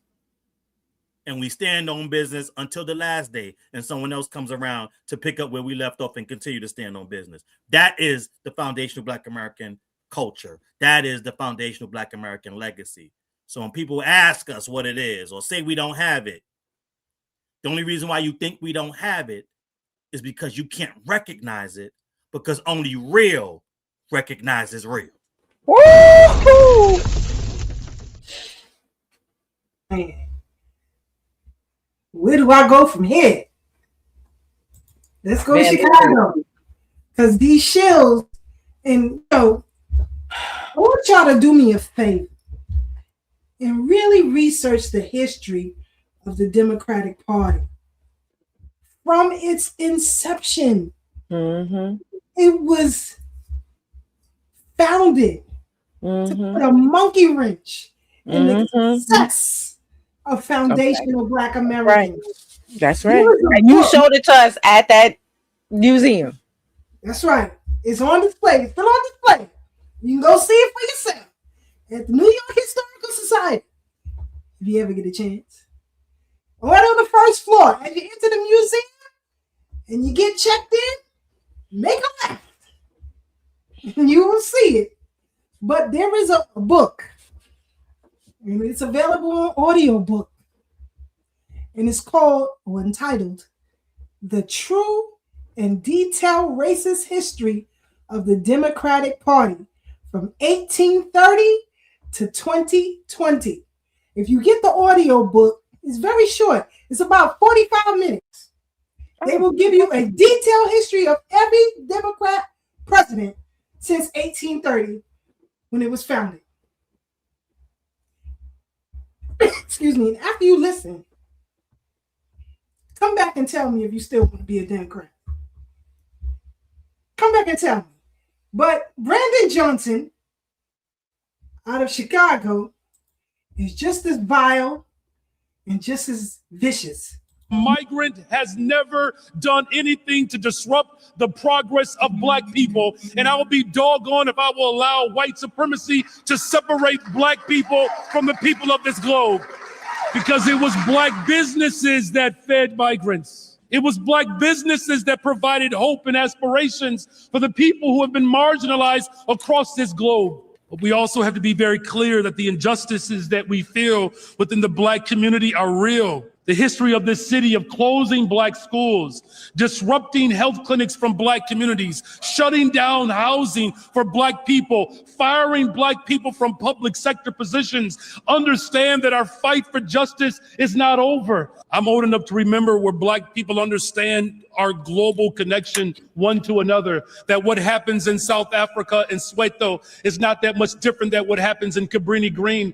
on the north side of Chicago, or the favelas in Brazil. that we're all interconnected, that somehow just because a ship made it a little bit further across the coast, I'm not going to allow the constant separation to continue to divide us, because they've already done that. And it's important that in this moment that we reconnect ourselves. Do you know in 2015, 1 in 10 Black folks in this country were foreign born? If we allow Blackness to be separated, liberation is not possible. We have to build a resistance in this country through the lens of Black liberation that guarantees equal access to affordable housing. We have to build a movement that ensures that every single child has access to a high quality public education, good paying jobs, access to transportation, healthcare. That is the work that we have to do. That's the way in which we can honor the essence of Black history. So God bless you all, and God bless the greatest freaking city in the world. That's the Crocker, S-H-I-T I ever heard in my life. Now ask yourselves, what has the immigrant class done specifically for Black Americans? What heavy lifting have they done for us? Or do they just come over and reap the benefits that our ancestors fought for? You tell me. You tell me how this goes. And he said it. He said it in this speech, that they build a life off the legacy that we created. You don't find, and there are many, and I say this often, Black Americans who have left the United States, who are now living permanently in other countries, interject themselves into the politics of that country. Interject themselves so much that they stifle resources from that country. Interject themselves so much that they advocate against the natives of that country. It does not exist. But I can't say the same. I can't say the same, because while Sister Brooke and Brother Divine were talking about Jamani Williams, Tiki Taki was at the Brooklyn Historical Society with another tether, talking about how they should attain the same reparations claim that we have in this country. Now, as I said, and we have said, we all agree on this panel on the bridge, those folks should fight for their reparations in their homeland against those who enslaved them in their homeland. You have no claim here for enslavement. You have no claim here. But as I said before, folks are so used to feeding off of this. They don't know how to stand on their own. They don't. You got Black veterans who fought for this country in wars, who don't have a place to live, who have no money, no resources. You got Black women and children who have been in shelters for years, still waiting for permanent housing. But an illegal can come here and gain permanent housing in 6 months off your tax dollars. In Ohio, they were giving illegals $30,000 a piece. But they tell you you got to wait for a study. And you are voting for others to replace you. You are voting to give away your reparations claim. So, I want us to think a little bit better, be a little bit more wiser, because the Democrat Party is full of degeneracy. You got folks from the queer group who can get full sexual reassignment on our dime, on our tax dollars. I can't go to the doctor and get a checkup without paying a copay, without paying for insurance. How is that right? How is that fair? Nobody's thinking here. And they count on the fact that you aren't thinking. They count on the fact that you won't think. But they didn't count on this delineation and how great it is and how much we are shaking up the world. Everybody's delineating, not just us. Shout out to Sister Candace. It's making people uncomfortable. And that's actually how you know it's doing what it's supposed to do. Delineation ain't hatred. It's self-definition, something that every group does. And that clarity really unsettles them because they've benefited from the confusion. And what really scares folks is this lineage uniting. That unity is powerful. And it's why people are trying so hard to pressure us and pull us into other people's battles. But not every fight is our fight. We deserve to. I had to stop because of the copyright music, but this movement is so powerful. We are shaking up the political landscape in this country. So much so that other folks are delineating against each other, you know, and that's why we got so much pushback. You're hearing people saying, well, hold on, you know what?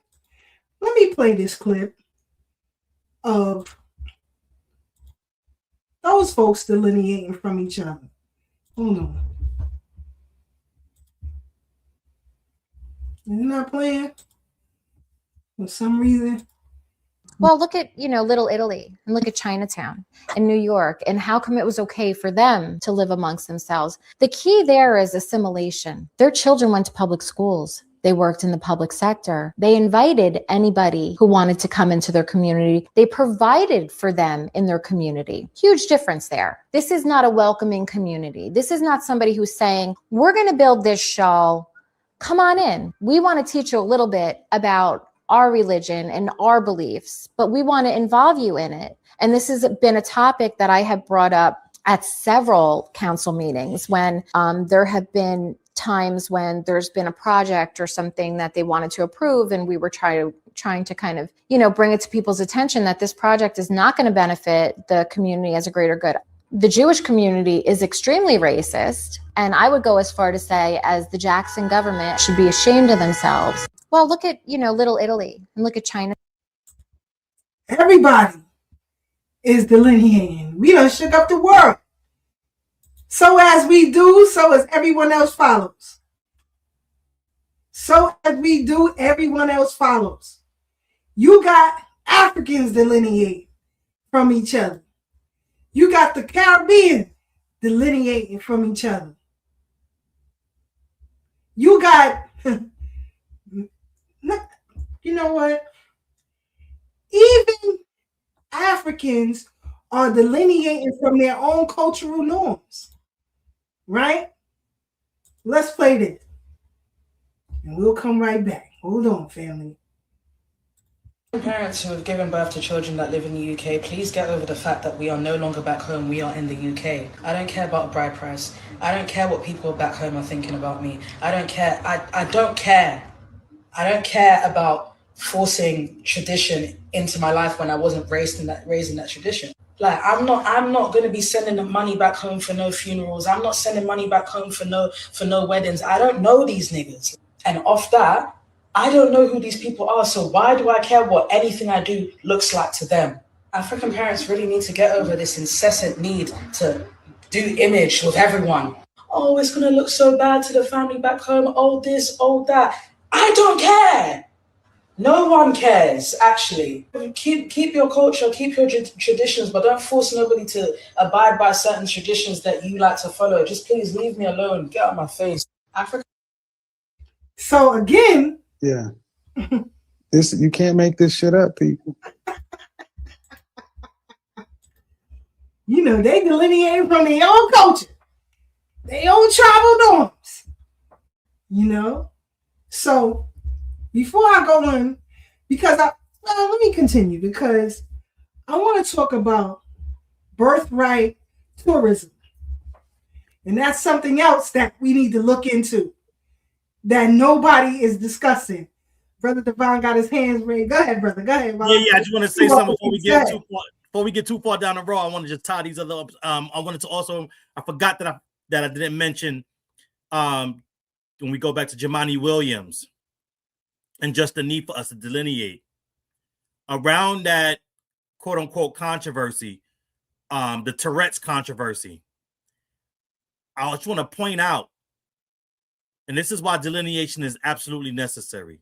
While everybody was holding that racist Tourette's man to task and the culture of the UK and how they were giving cover to him, Jumaane Williams comes out and uses his Tourette's intersectionalism to provide cover for that racist with Tourette's. Going so far as to say, well, you know what? I understand because I have tics and the N-word is my tick too. And it's like, I've seen Jumaane on numerous. Wait. My bad. Wait. Can you say that again for me one more time, brother? I want people to get what you say. What this goddamn teller ticky-tacky said. Go ahead. That's right. At the height of the controversy at the BAFTAs, where they called Michael B. Jordan and Delroy Lindo the N-word, and we found out later on down the line that off camera, they found a way to edit this one out, that they also called the Nigerian sister, the actress in the movie, called her an N-word multiple times as well. Jumaane Williams comes out, and this is what we talk about when we kind of talk about when I talk about performative blackness, and it's going to segue me into the next video that you play right after that, is that he used performative blackness. I'm black too, even though he's an Afro-Caribbean, and he used his Tourette's intersectionalism to provide cover for that racist with Tourette's all the way across the pond to say, no, it's not racism, it's the tics. Because I have the N-word tick too. Now, I'm saying this to say this. I've been around and seen Jumaane Williams probably more times than I even want to.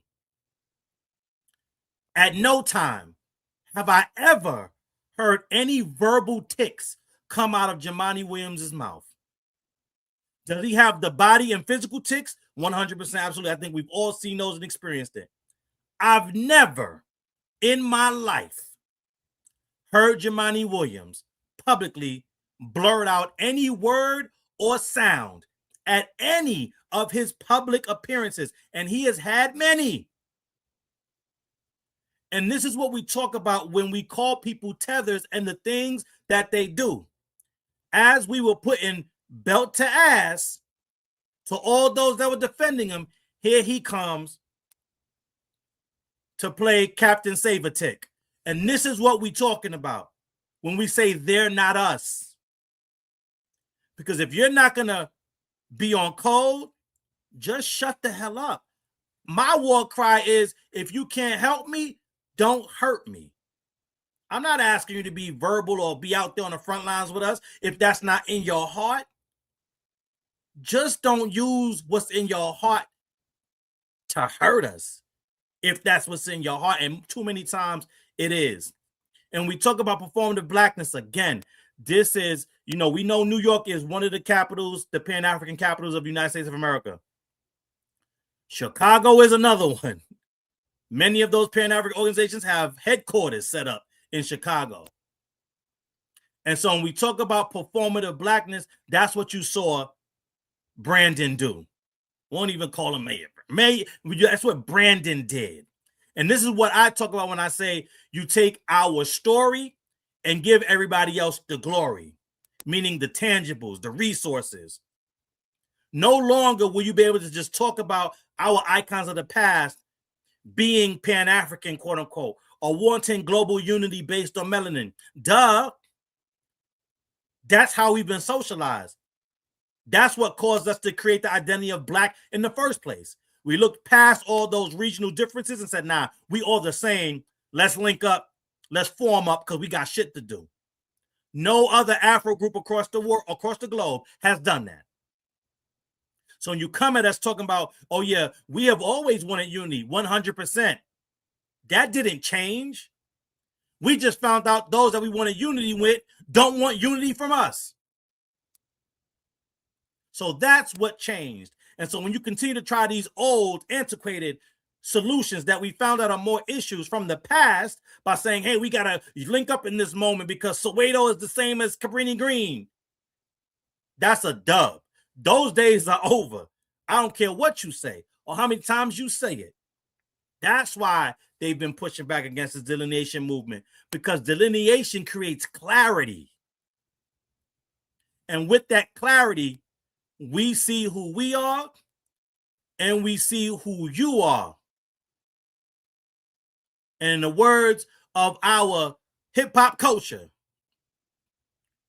they phony, they fake, and that's the type of people I hate.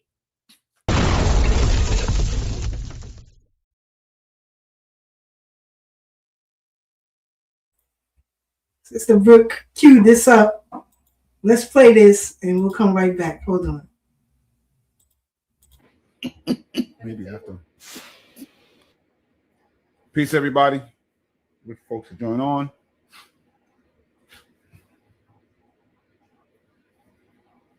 Peace, peace, peace.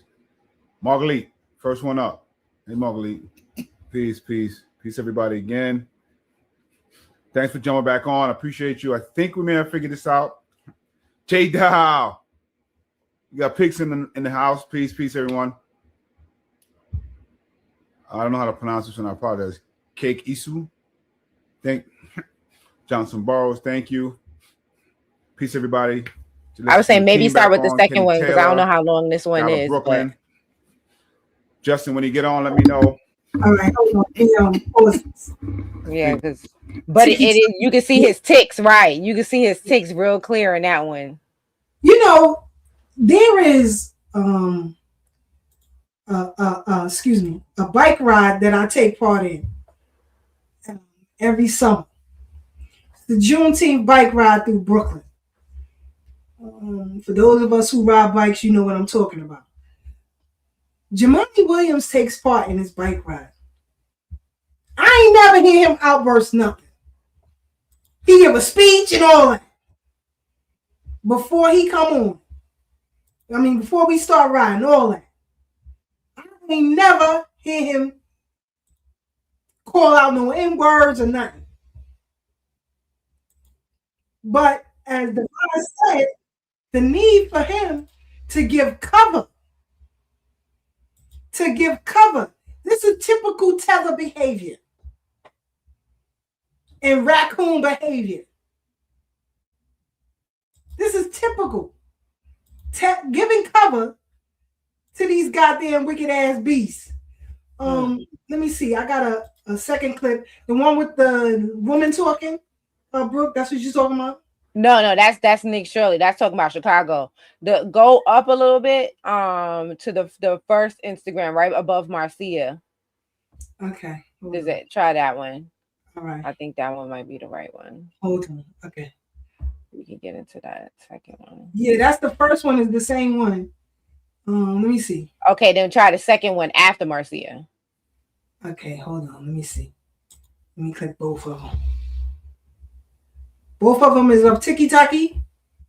No, off Instagram. Yeah, but they have TikTok. They of him. Yes, they are of TikTok.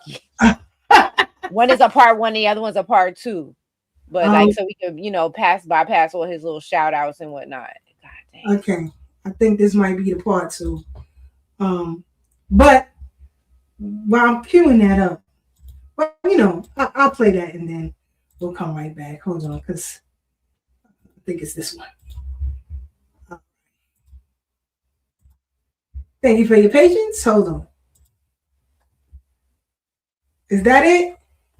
Is that the first one? I think that's the first one. Hold on. Then maybe I sent the same one over and over. Yeah, because hold on. Let me see. Let me close that. No, one ends with a. Let me try. Let me try to send it again. All right, hold on. Let me. While you try to send it again, I'll let you do that. You just put it in our private chat? Yes. Okay. I just find it because now that I was on his Instagram, I see that he was shouting her out because she's doing something. Hold on. Because I couldn't really read and listen to President Devon at the same time, but I just see she's doing something. My most fascinating proud moment is the day hearing my wife, Sneed Williams, name called to be admitted to practice in the Supreme Court. A close second was to be in the courtroom to hear the decision read by the justices of Donald Trump to the gut punch defeat on the tariffs. Yeah, they want you to keep paying. This is a silent coup that's happening. Exactly, and she's part of it. And she wouldn't have been able to attend law school here if it wasn't for Charles Hamilton Houston. That's right. But Tiki Taki don't mention him though, right? Let's play this and hold on. And I want to be clear. I don't want to harm people with Tourette's syndrome. Everyone with Tourette's is not the same. Everybody cannot do that. So don't stop asking people to do that. 2, it can be harmful to yourself if you're augmenting or trying to hold in tics. When you hold it in, it comes out worse later. It can also be painful for you. So I want us to be clear about that. There are other things that we can do. One is you can move yourself from a situation in a specific, and this might have been one of the specific spaces that the N-word, if that is your tick, you may not want to be there for a few moments. I did hear that John did remove himself, so credit to him. But it was a story, his movie about his life, about this very issue, which was the reason he was there in the first place. So maybe that cannot be done, or it can. But here's what should have been done. BAFTA should have done a lot more to explain what was going to happen before and after. Definitely should have provided more care for Michael B. Jordan and Daryl Linda so they had the information they needed, and they themselves could have explained what was going on. BAFTA could have censored the damn thing. You had time to censor it and provide more information about what you were censoring and why. And I believe, although it may be hard, that John himself needs to make some comments here to acknowledge, even though there's a reason, there is harm that can be caused. So we have to make sure we're doing this and putting the anger in the right places, but also providing the empathy and care for everyone that's involved. And I believe that was dropped when it came to Michael B. Jordan, Daryl Lindo, and shout out to them. Sadly, Black people have to know how to have poise in so many situations just so they can survive. Now, for kids, young people who are listening, I want to make sure you understand, if you have Tourette's, it's a part of you, but you're not defined by it. It doesn't have to limit what you do. You may have to change a little bit, but you can go so far in this life. So let's continue. One of the best things that might come out of this is more conversation, more information. Keep the anger, keep the empathy. Let's put it in the right places. Peace. F you and your ticks. Because things just don't pop in their heads and they say it. He has to already be thinking it and feeling it. That's how Tourette's work. How I know? There's a television show called Balin's Life or whatever. It's about a young Bailing Out Loud. Okay. Bailing Out Loud. Jaquan loves that show. Okay. It's about her and her Tourette's. Now, if she's reading something or talking about something, she'll outburst it. For example, she was going on a flight, I think, to the UK. And, you know, they have those signs to, you know, what you can carry on a plane and what you can't. And one of the signs was no guns. So she kept saying, got a gun, got a gun, got a gun. You know, this animal, and I don't care what Tiki Taki said, was already thinking and calling people that, black people that. And shout out to Michael B. Jordan and Ryan Coogler. Who are both foundational Black Americans on both sides, by the way. Not his father's not from Ghana. Thank you. Right, because they try to steal his lineage, destiny swapping.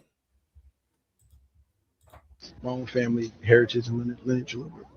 My dad's side of the family is from Shreveport, Louisiana. My mom's side of the family is from Hope, Arkansas. So having a family history and lineage from the South is something that was always there. I guess realizing and contextualizing a bit that the movie that we were making somehow is basically my grandparents' story also.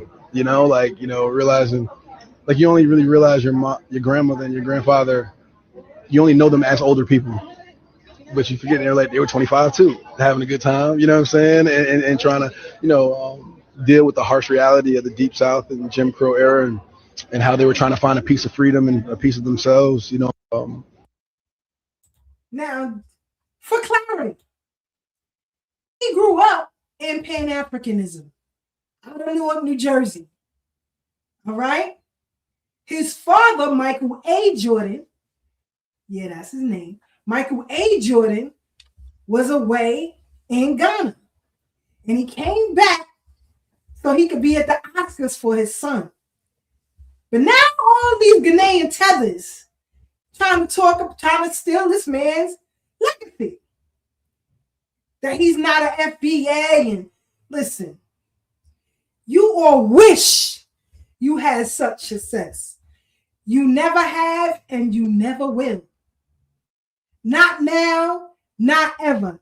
I don't care how much Cynthia Erivo try to make herself look like a water bug. It ain't gonna happen for you. It ain't gonna happen for you. You will never garner this much success. Never. In your whole life. And that's what you mad at. We are the source. We the source. Now you could be a supporting player if you act right, but you ain't the goddamn source. You never will be the source.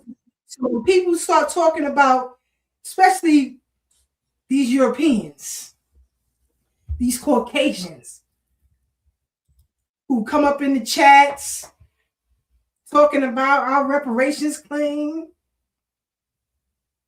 why you ain't got that smoke for Israel? Why you ain't got that smoke for Ukraine? We owe them nothing.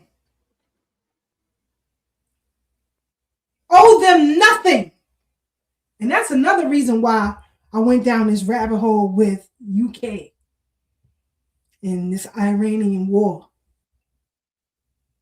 Because Benjamin Netanyahu said something that was very telling. He said they are going to cease taking money from the U.S. I don't know where he said that. Why would he say that? Why would he say that? And that's what led me down a rabbit hole to the UK and their involvement in a lot of this stuff. But none of y'all got no smoke for these other folks. None of you immigrants got no smoke for all of the aid, financial aid that your countries, your homeland receive. The military help your homeland receives. You say nothing. Let's listen to this system. We'll come right back and get ready to close this out. Hold on. People that's dropped down in my comments that I care to acknowledge. But Black folks, let me ask y'all something. I'm going to ask y'all something real. How come every group America has harmed has got a damn check, an apology, and a pathway to generational wealth except us? Jewish Holocaust survivors got billions from the U.S. and Germany. Japanese Americans got $20,000 per person for being thrown in camps for 3 goddamn years. Native Americans, they got land settlements, treaties, federal trust funds, broken and disrespectful, but they were still acknowledged. So why is it when Black folks like me say pay what you owe, suddenly America develops selective amnesia? Mm-hmm. Oh, now y'all want to talk about that was such a long time ago, or I never owned slaves, or why should we pay? Did you personally put Jewish families in camps? Did you personally round up Japanese Americans? Did you personally steal native land?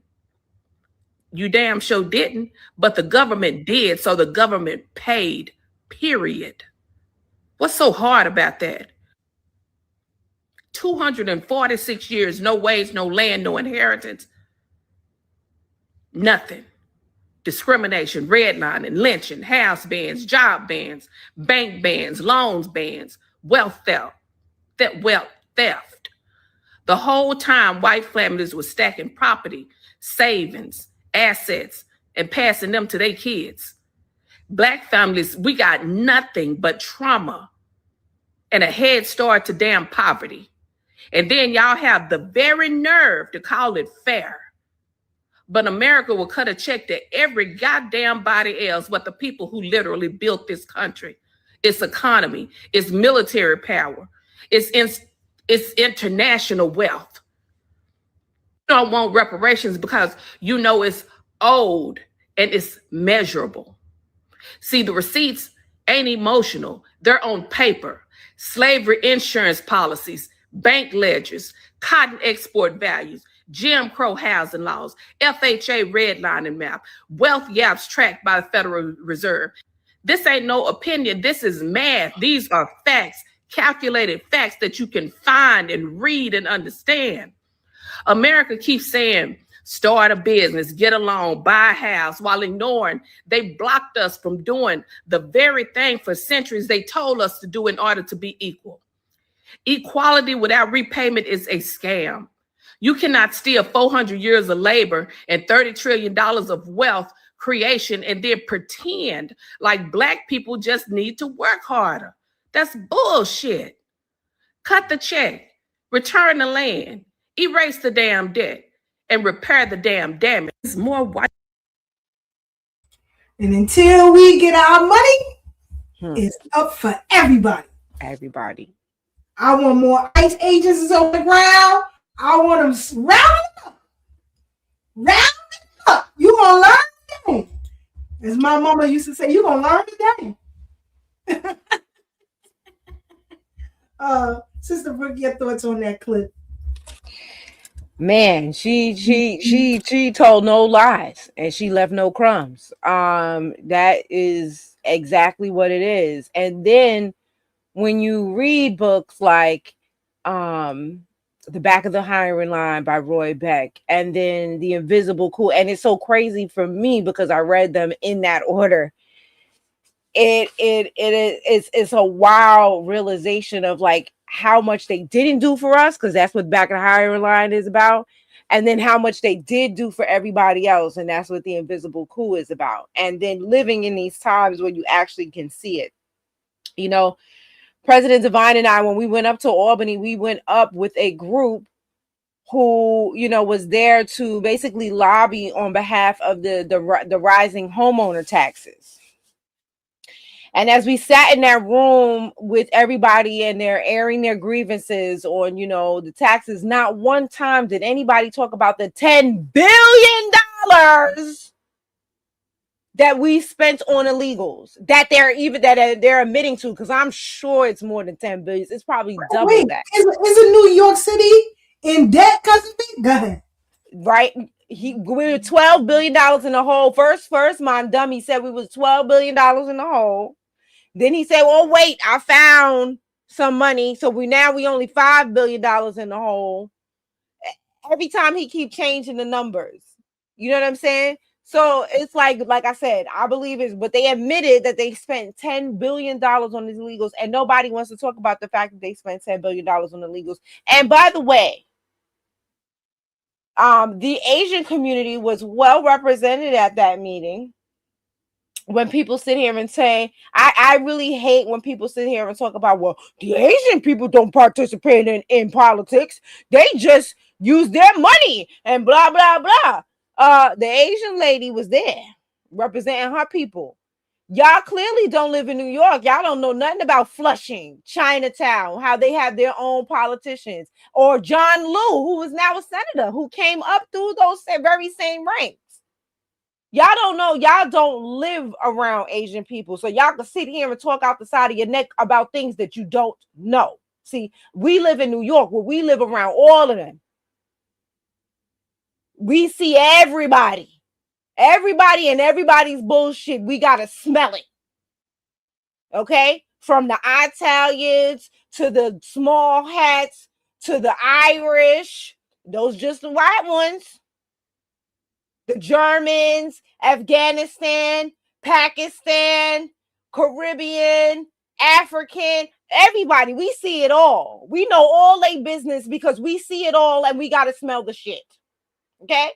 So I just want people to stop saying that dumb shit that Asians don't participate in politics. They just use their money. No, they use both. And they are allowed to get away with things because we haven't even gotten into the birthright citizenship and the things that they're doing. The fact that is it okay if I go into it, Sister Keisha? Go. The fact that the people that are in the political ranks in the People's Republic of China are mailing their sperm to the United States. Their wives are mailing their eggs to the United States. And if you want to know how is that even possible, it's called what you call that, the frozen the liquid nitrogen. That's how it's possible. You put it in the canister. See, I've lived a lot of lives. I've seen those canisters before. You put both in the canister and you mail it over here with liquid nitrogen so that it stays frozen the entire time. So that's how that's possible, in case you want to question me. Okay? So they mail their sperm to the United States. They mail their eggs to the United States. Then they hire an American citizen as a surrogate. Implant her with said eggs and said sperm, or at this point it's an embryo. Implant her with the embryo. Have her have the baby. And then mail the baby back, ship the baby back, or come get the baby and go back to the People's Republic of China. And that same guy who wrote the book Invisible Coup, because Keisha sent me the testimony, he sat there and talked about I can't remember, I should have wrote down how many it was, but how many children there are in the People's Republic of China that are growing up under the laws, under the culture of the People's Republic of China, but have American citizenship because they were born here. I guarantee not near a white founding father had that on their brain when they started the 14th Amendment. The 14th Amendment was for the babies of slaves, the babies of the enslaved. It was not for anybody else, and it damn sure wasn't for an egg and a sperm to be an embryo, to be made into an embryo over here, and then the baby, the actual baby when it's born, to be sent back over there. So now that child can now can apply for the military, can apply to sit in the government, can apply to be a pilot.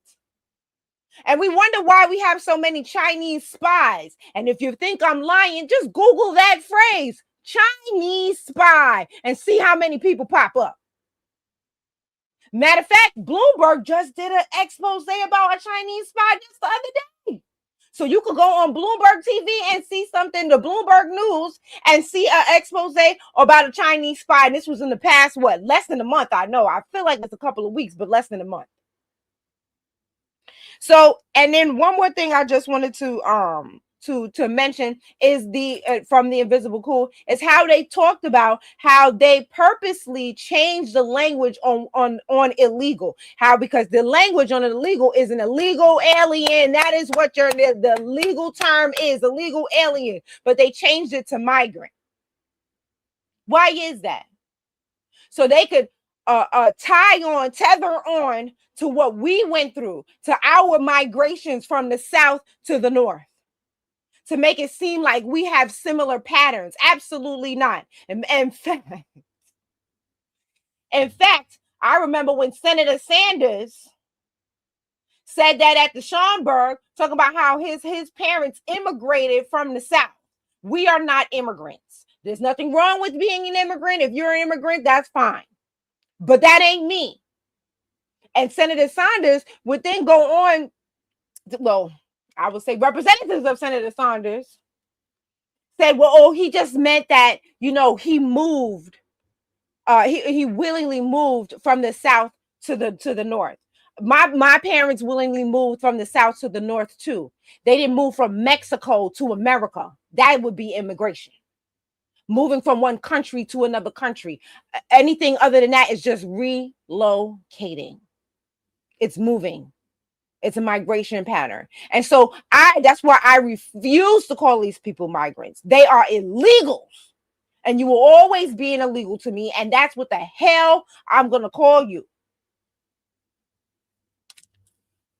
So please read that book. That book is vital reading. I heard it. I listened to it on Audible, and I feel like I need to have the physical book. I'm about to buy the book because I just want to have it in the library because it was so good. And I'll end there for now. Definitely worth the listen or the read, or however way you want to do it. However you want to totally up to you. Right. Totally up to you. But since you mentioned the spying, because a lot of these Asians are also bringing disease over here. Let's play this clip. We'll come right back. Hold on. Ms. Han Cheng-Xuan. She is a citizen of China, and she's currently pursuing her PhD at the Huazhong University of Science and Technology, located in Wuhan, China. At the Detroit Metropolitan Airport, was also caught by the feds trying to smuggle in biological material. There was a type of roundworm. When the officers took Ms. Han's electronics from her, they found that all of them had been wiped 3 days prior to her coming to the US. She was going to be doing the bulk of her scientific research over at a laboratory at the University of Michigan. However, instead of just hopping on a plane and flying over to Michigan, Ms. Han began to do something odd. While still in China, she began to send package after package to two people who worked at the University of Michigan laboratory. An inspection of the package yielded a book with an envelope tucked into the middle of the pages. The envelope contained a handwritten note with 28 shapes and a labeling scheme with each shape. And then if you actually look at a photograph of what was sent, it was basically a piece of paper with a bunch of shapes drawn on it, and each shape having a different code attached to it. And then at the very top of the page, in order to, I guess, fool anybody that might find this piece of paper other than the recipient, Ms. Han wrote the following, quote, "Hello, this is a fun letter with interesting patterns. I hope you can enjoy the pleasure within it." Very cool, Ms. Han. I'm sure nobody will figure that one out. Now, in terms of what those shapes were, the ones that were drawn on that particular piece of paper, here's what the FBI wrote. You can cut out the shape with a pair of scissors, dip it into water, and that way extract whatever biological elements Ms. Han was trying to ship. Now, it's unclear whether any of this stuff that Ms. Han was shipping over in these packages was either dangerous or banned. However, though, regardless of whether it was dangerous or not, we do know two things. For one, Ms. Han was shipping it here from her lab in Wuhan, meaning that whatever she was shipping, she didn't just feel like she could make it here in America. She felt like she had to ship it over. And secondly, shipping this stuff without declaring it is patently illegal. And again, it really does make you wonder that if all this work was truly on the up and up, it's not clear why she would have to mail these specimens in this secretive way rather than just remake them over in the Michigan lab. When the officers took Ms. Han's electronics from her, they found that all of them had been wiped 3 days prior to her coming to the US. And when she was asked why she did this, well, here was the exchange. Quote, Han stated she deleted the content of her electronic device prior to coming to the United States. Han stated she deleted the content to start fresh while she was in the United States. Very cool. Now, there's a show, and you can catch it on YouTube. It's called Border Force or Border Patrol Australia. And I want you to see all of the contents that the Chinese try to bring into the country of Australia. Now, they don't play with their immigration stuff. They don't play at all. They tight. You hear me? But I want you to see all of the craziness that they try to bring in into that country. Now, as we move on to birthright tourism that Sister Brooks started out with. And that's something you guys can look up when you get a chance, and I'll have a little bit of details right after this video. But not only are they shipping semen and embryos, they are also hiring preferably white women with blue eyes to have their children. And as Sister Brooks said, they go back to China, and at the age of 21, they can apply for citizenship for their respective loved ones. But this is no citizen. The ones who have the tightest gang in New York is the Chinese mafia. They have open gambling casinos right outside, and the cops just stand there and don't do nothing. They got 4 open casinos outside. Now, don't they own that casino in Rockaway? Oh, nobody knows that. Oh yeah, the Chinese own that.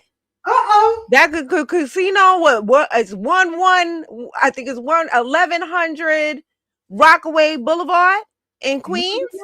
They own that one. And don't pay your Resort, thank you, Resort World. And don't pay your bills over there. And that's how you'll find out who owns it. Don't pay your bills. They'll take you to a room in the basement. They got a nice mafia crew out there. Take your legs out.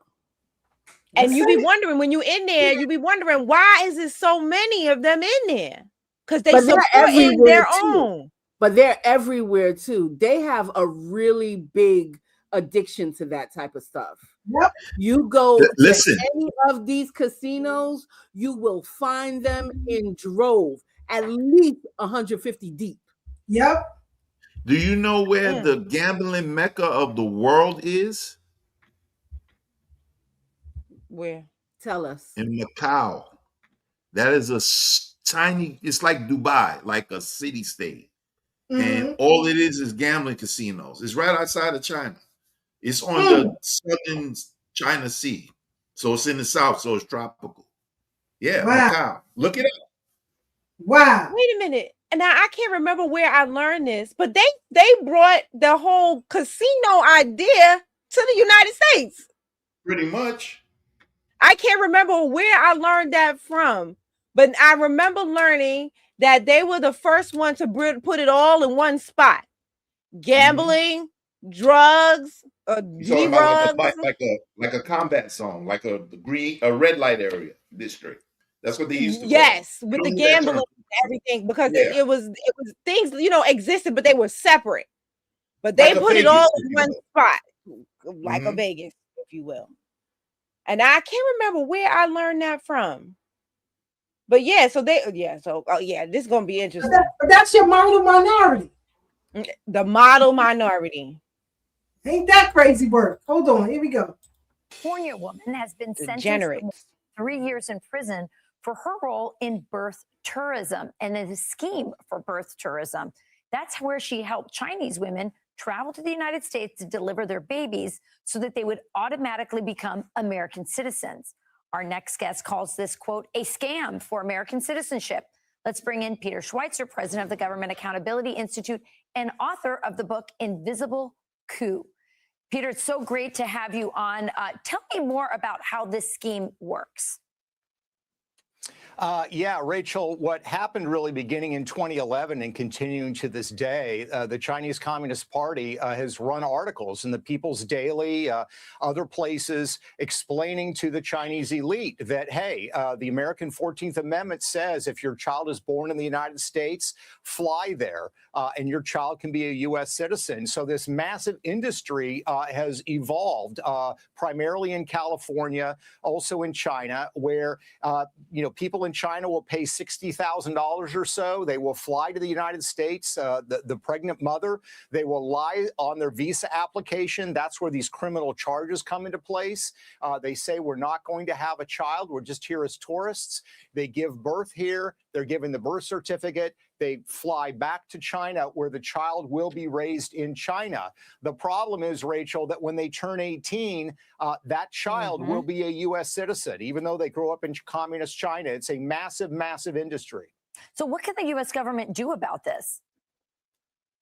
It's a good question. There's not a lot. The Trump administration has done a fantastic job. This was not done, obviously, in the Biden administration or the Obama administration, of charging people with visa fraud. If you are coming to the United States and you're coming here with the intention of having a medical procedure like giving birth, you're required to disclose that on your visa. This industry says, don't disclose that. Tell them you're coming as a tourist. So you can do that. The key issue is going to be before the Supreme Court on birthright citizenship.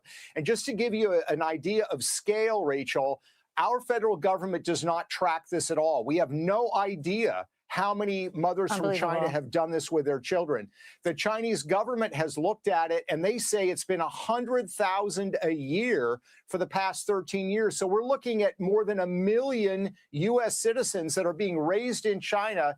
When they turn 18, Rachel, they're going to be able to vote, donate to political campaigns, and apply for government jobs in the United States. Yeah, well, whatever Americans are assisting in this scam, shame on them. It's treasonous what they're doing. And I want to get to the next topic, but very quickly, because I think it's really important. Why are the Chinese doing this? Because President Trump has this eye on the Chinese. He's kicking them out of our hemisphere, but they're finding ways around. Why are the Chinese trying to do this? What is it part of?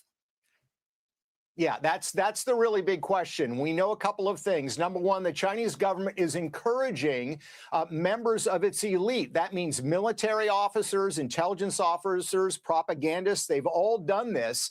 The Chinese government is encouraging them to do it. That's data point number one. The second point we have to realize is they did this in Hong Kong. And Hong Kong, at one point around 2010, almost half of the babies being born in Hong Kong were from mainland China. So they had to end the practice of birthright citizenship because they saw it for what it was, a subversive effort. And I think there's no other conclusion but that. This is a sophisticated form of weaponized immigration as a form of subversion by the Chinese government. Absolutely. And they were involved with the Venezuelans and many of the cartels in the weaponized migration through our border. This is a way for them to attack us without going to war. They do it through migration and other means, fentanyl, et cetera. Great stuff, Peter. Let's move to this because you have a new book. It's called The Invisible Coup, which unveils potential national security implications that come with mass migration into the United States. I'm going to read an excerpt because I think this is really important. This one's about Mexico. Which is run by a communist who has very close ties with China and the CCP. That's Claudia Sheinbaum. Your book says Mexico has established a vast network of over 50 consulates in the United States that have become beacons for political activism and resisting assimilation. Mexico does not want young migrants in the United States to be loyal to the United States. It wants them instead to cling to Mexico's resentments about its northern neighbor. It accomplishes this by invading our classrooms. Local U.S. school administrators, either out of ignorance or sympathy for the cause, are happy to oblige. Talk to me more about this. This is very, very dangerous. Yeah, the thing to understand here is that they have a massive resentment of the United States, and they speak openly about how mass migration is a means by which they are going to be exerting sovereignty inside the United States. They sometimes call it Reconquista. And this may seem like a really weird kind of fringe theory, except most of the Mexican political elite talk about it. I quote dozens of them in the book, but they've also, Rachel, set up an infrastructure. So China and the United Kingdom have 6 and 7 consulates in the United States. Mexico has 53. And as I lay out in the book, they are involved in political action, partisan political action. They are helping Democrats and fighting against Republicans getting elected. And the second thing they're doing is they are fueling the chaos in our streets. You have Mexican officials that were involved in organizing the LA riots. There's a consulate up in St. Paul, Minnesota, that is involved in organizing the anti-ICE protests. It's a massive, massive problem. We've clearly hit a nerve. The book is #1 on the New York Times list, and Claudia Sheinbaum was asked about the book yesterday in Mexico City, and she was not pleased to talk about it. Of course she's not. And by the way, that's why you see all those Mexican flags at these riots and rallies that they have. And they don't need 52 or 53 consulates. They're our closest neighbor. This is something I hope Marco Rubio will look into. Clearly, you only need a few. And so here's her, by the way, we got a response from the Mexican president, Sheinbaum, the communist who went to school in Berkeley. This is what she says. This is absolutely false. Consulates have a role determined by international laws. And what our consulates essentially do is provide protection and assistance to Mexicans in the United States. That is their job. It is fundamental. And that is what they are dedicated to do. Last word, Peter. Oh, he's gone. I'm sorry. We're going to have to end this here. Just so you know, hold on, I ain't done yet. Let the Mexicans tell you. Hold on. The best country in the world. What is the what? What is the best country in the world? Mexico, definitely for sure, Mexico. Mexico? Mexico. So why do you think these people don't want to go back? I think it's because we sacrificed a lot to be here, and we all want people to come in the right way as well, but things are better over here in America, and they're gonna try their best to be here. Well, you just said Mexico's the best country in the world. It is, but I think that oh, sorry. What is the best country in the world? Now, hold it. Let's continue with China. Because back in the 80s, I think it was, I could be a little off there. Maybe late 70s. I think it was the 80s. Y'all let me know. Sister Ping, widely known as a notorious Chinese human smuggler based in New York City's Chinatown, recognized as the mother of all snakeheads. Over 2 decades, she managed a massive underground network transporting thousands of undocumented Fujianese immigrants to the U.S. for high fees. I was right. The operation started in the early 80s. She charged immigrants up to $40,000 per person, often payable over time, to travel to New York City. She generated over $40 million. Legacy in Chinatown, the Fujianese community. She was viewed by many as a benefactor, a reliable community figure, and a saint to thousands who brought families together. That criminal operation from the U.S. government and the FBI viewed her as a ruthless crime figure who used gangs, the folk ching, to transport migrants in brutal conditions. After being on the run for years, she was arrested in 2000, convicted in 2005, and sentenced to 35 years in federal prison. She died of cancer in prison in 2014. She operated a legitimate but yet often shuttered restaurant at 47 East Broadway to run her operation, which dramatically altered the landscape of New York City's Chinatown. Chinatown!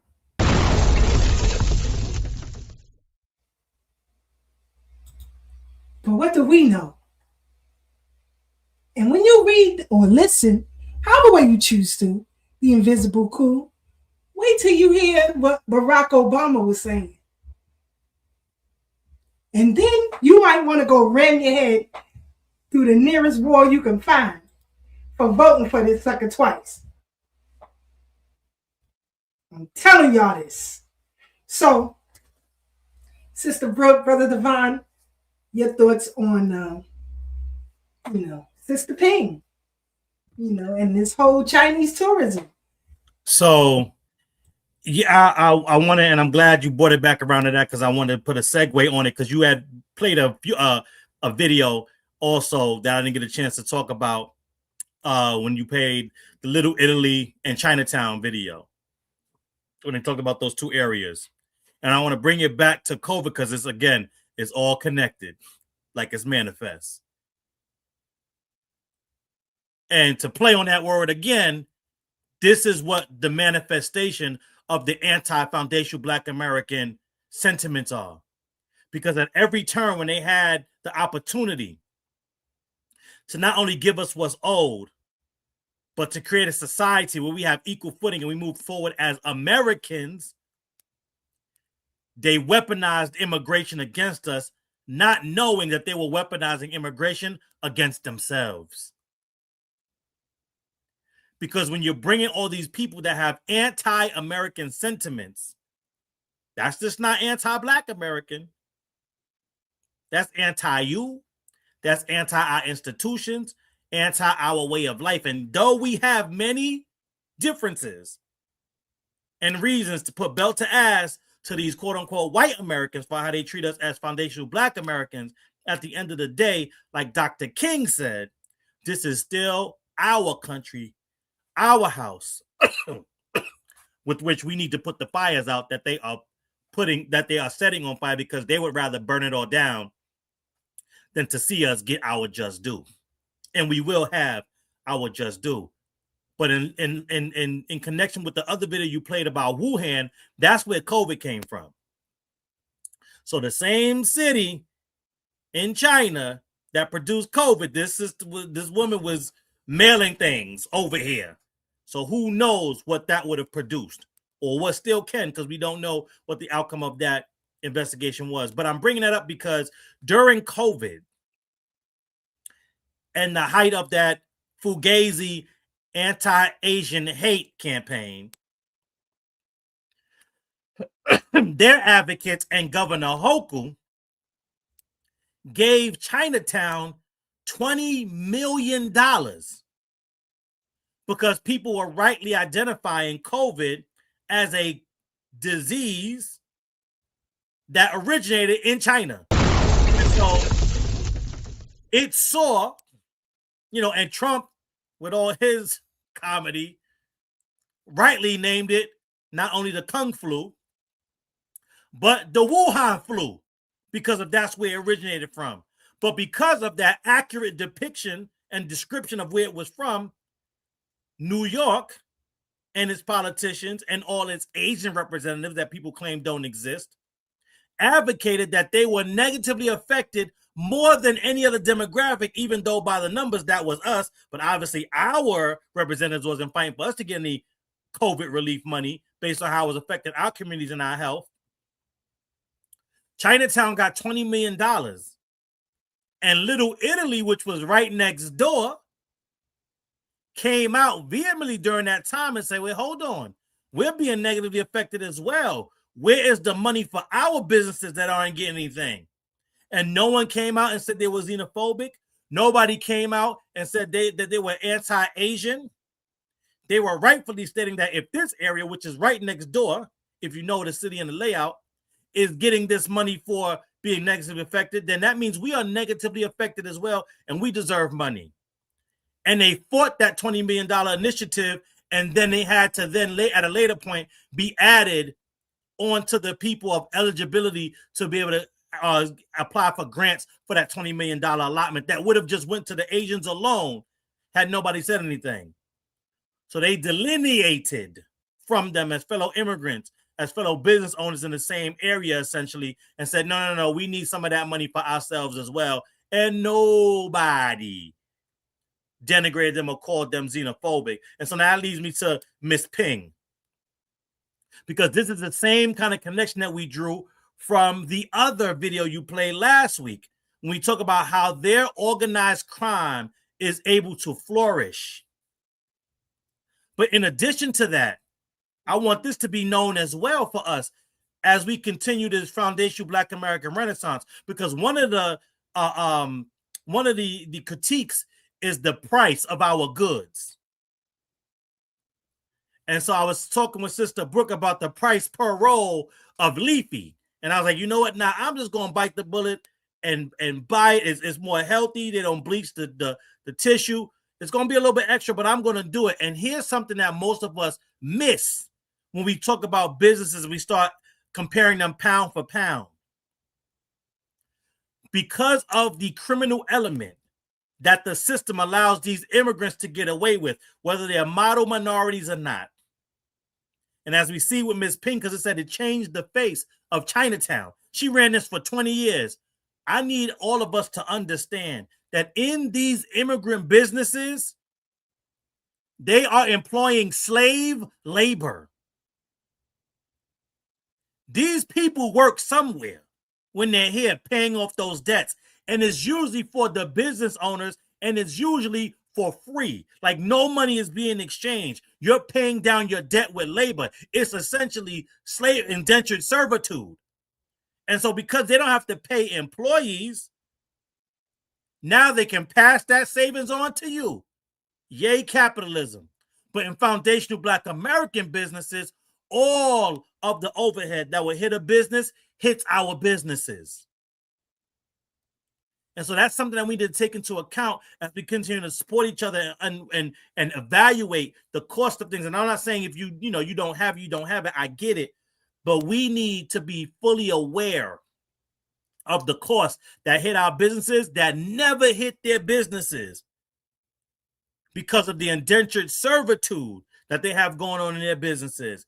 And I also want to take the time to talk about that lady that you just played that was on point. And shout out to Sister Farnessa who was doing her due diligence and made it known in the chat that same woman that was talking about reparations and how everybody else gets a check. She was the same woman on her TikTok, according to Sister Farnessa, that was angry and talking mess when Kamala didn't get elected. And so what we have to understand is that these people, we understand performative Blackness. We also got to understand those of us that have selective Blackness. And what we're seeing by a lot of these Democrat shills is that all of a sudden they get real blackity black and stand on business when the person in office is not their favorite. But when their favorite is in office, all of a sudden, we just need to get them in. Don't be talking about tangibles or how everybody else gets a check and we don't. But as soon as it's somebody that they don't like, now it's time to stand on business and demand all the tangibles. And so she is a prime example of that if the reporting from Sister Vanessa, which I trust, holds true. If you're going to try to hold Trump or Republicans accountable for reparations, you damn sure need to hold these Democrats accountable. And I'm going to land on this because it's something that you mentioned from the commission. Amsterdam News. I need y'all to understand, because again, this is not, I'm not trying to impress anybody, but this is what the U.S. Freedom Project was working on for a really long time. The Amsterdam News, when they talk about reaching out to them, the U.S. Freedom Project did reach out to the Amsterdam News to talk about how unconstitutional that this reparations bill was. Guess what we were met with? Tethers that now run the Amsterdam News. Tethers and Pan-Africans. And they stopped taking out calls. They promised they would produce an article and write an article on what we're talking about because it is about the community. But as soon as those Tether and Pan-African paymasters got in their ears, it was radio silence. While all the while they was promoting this same bill that they said they knew was unconstitutional. So this is what we're talking about when it not only is it antiquated, a lot of our media is appropriated. And it's appropriated through cultural appropriation by these same tethers that don't want to see what we're talking about gain any traction. Because they understand once that happens, the gravy train stops. Why would we support Amsterdam News that doesn't have us centered and is talking about our political priorities? We wouldn't. And that's why they try to hold us off as best they can so they can continue to do what they did to Essence and all the other traditionally foundational Black American media that we had in newspapers and print and stuff like that. And so I just want to make sure I let that be known about Amsterdam News and why this commission is probably looking to use them, because even though they have no viewership, they understand who that target audience is, and it ain't us. Remind me to tell you when I see you what the Amsterdam News did to Automatics and UAM. Remind me to tell you that when I see you. But recently, former California councilman jailed after 70 voters found registered to his home.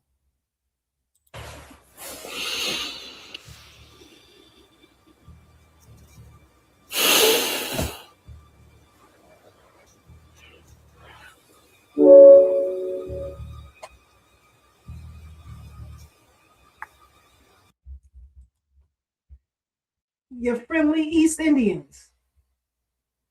Come on, folks. Her fate. But what do we know? Remember, the great Barbara Jordan, and nobody listened to her. When Clinton put her on the immigration committee, he didn't expect for her to go as hard as she did. And understanding what the problems of immigration is. And I'm going to play this clip again, and I hope y'all get it.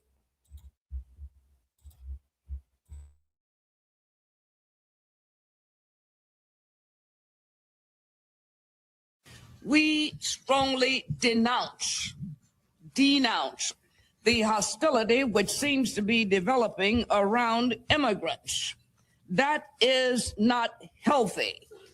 We cannot sustain ourselves as a nation if we condone divisiveness in this society of immigrants. At the same time, we disagree with those who label our efforts to control immigration as anti-immigrant. I believe quite firmly that we can quiet and dampen the flames which are surrounding public opinion where immigration is concerned, because people on both sides of this issue have engaged in too much hyperbole. We have got to put the matter of immigration back on a civil course. We have got to know that immigration really goes to the heart of who we are as a nation. If we are confident enough as Americans in our culture, we should welcome the legal immigrant. We should be able to accommodate diversity in our society. Are we strong enough to welcome those who ought to be in and retain a commitment to the rule of law by keeping those out who shouldn't get in? If we are to preserve our immigration tradition and our ability to say yes to the people who want to get in and seek entry, we've got to have the strength to say no to the people who are not supposed to get in. We need to make deportation a part of a credible immigration policy. As a nation committed to immigrants and the rule of law, we've got to do that balancing act. The most urgent immigration problem we face today is the unauthorized entry of hundreds of thousands of illegals. That undermines our commitment to legal immigration. Although the illegal alien may be generally law-abiding, and particularly in good economic times, maybe we need the illegals, their entry in violation of the law is a violation of our national interest. We believe a credible approach to immigration must be comprehensive. First, border management. We support a very simple view about border management: prevent illegal entries, facilitate legal ones. The second part of our strategy: work site enforcement. I want to pause it there for a second. Vice President Kamala Harris, when she served, and let me just let y'all know this tidbit of information. The Vice President is the chair of the U.S. Senate.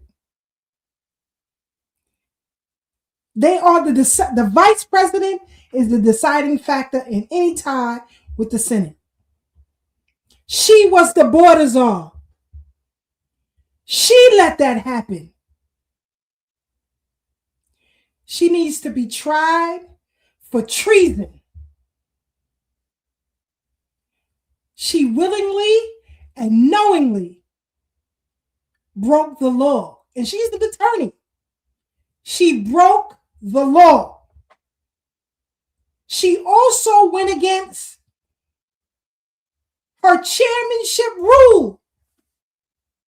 That's what Robert Jordan is explaining here. That's what she's explaining to you here. Now I'm helping you connect the dots. Shout out to Brother Melrose in the chat. But the vice president right now, J.D. Vance, is the chairman of the U.S. Senate. And people say, you know, the president can only serve 8 years. That is a lie. Y'all hearing it right here. That is a lie. Legally, there are 2 ways that a president can have 12 years. That is if J.D. Vance runs for president of the United States and 2 things happen, he dies or resigns, and Trump is his VP, Trump is now president for a 3rd term. Legally. And some people saying that may happen. That JD may run and Trump is his vice president. Because there's a job that has to be finished. I don't care what all the muck in my. I am not pro-Republican or pro-Democrat. I'm pro-truth. And right now, I don't know about y'all, but I don't want to pay taxes no more. I don't know about y'all, but I'm tired of all these illegals and legals. I'm tired. It's too many. It's too many. The landscape of these cities have totally changed. Right now, the criminal element, and I'm using New York because this is where I live at.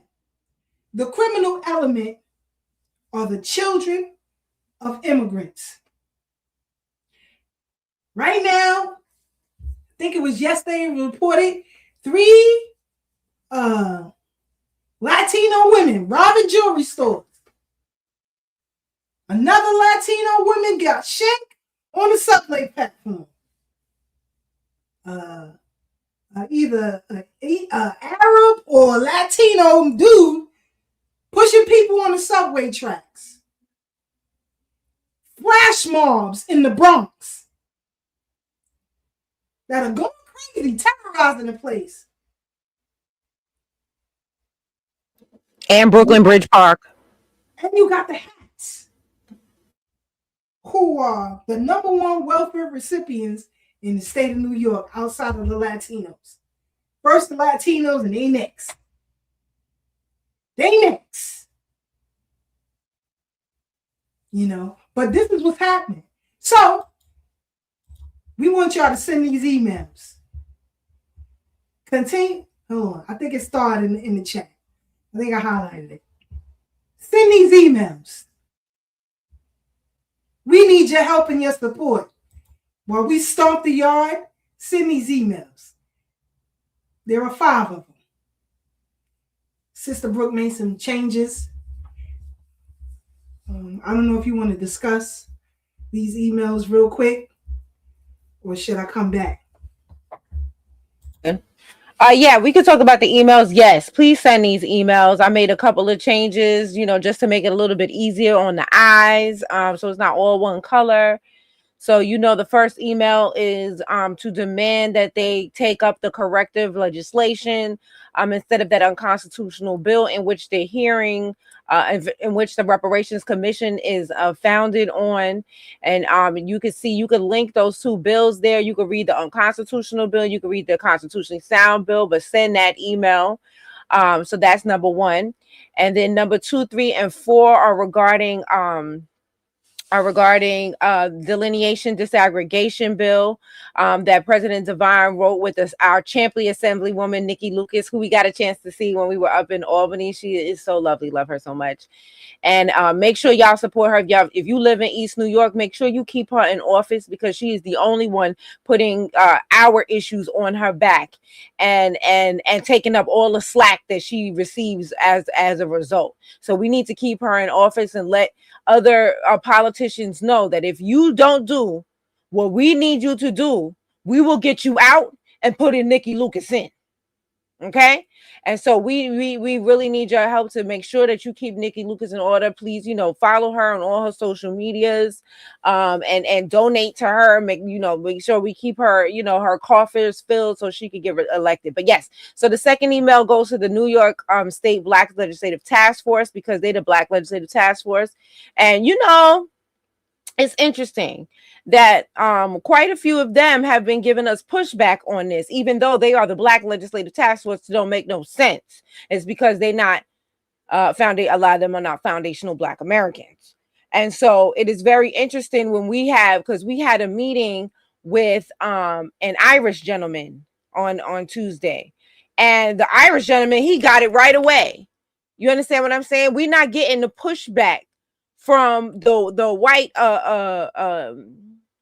staffers or the white legislators that we're getting from the Black ones, or the supposedly Black, the ones that are not FBA but have our melanated hue. So the Afro-Caribbeans or whatever else their backgrounds are. And so I think that's very interesting. But they work for us. Regardless, they work for us. So send them an email and let them know that they work for us. They need to do what we want them to do. The second email is going to go to the New York. Quick pause. I want y'all to know that these emails are pre-written. Yes. They're already pre-written. So you don't have to figure out what you want to say. Right. Click and send. Of course, read it. But click and send. That's what you got to do. Guys, Sister Brooke. So yes, the third email is going to go to the New York State legislators that have already signed on to do this for the AAPI and the MENA group. And since they've already signed on to do it for them, they should do it for us. And the AAPI is the Asians.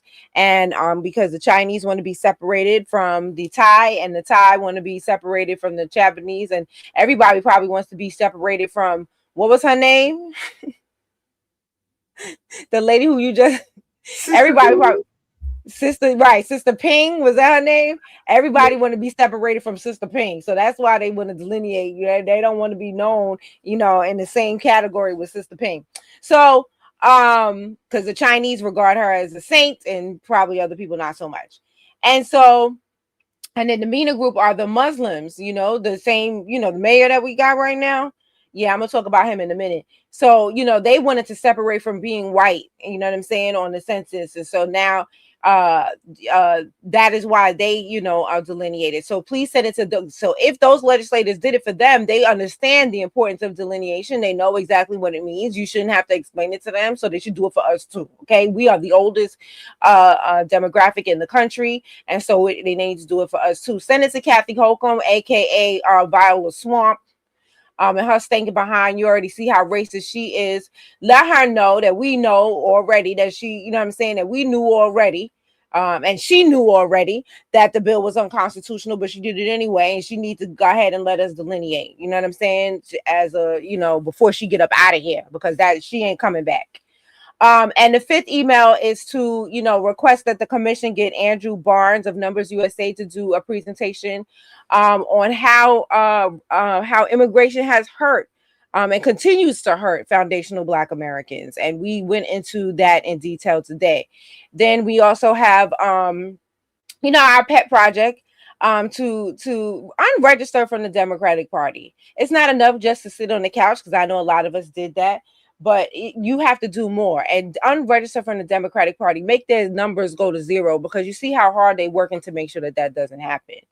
Now, the last thing is, something that we kind of working on. So Ghana has plans to lay a wreath at the New York burial ground, at the African burial ground in Manhattan.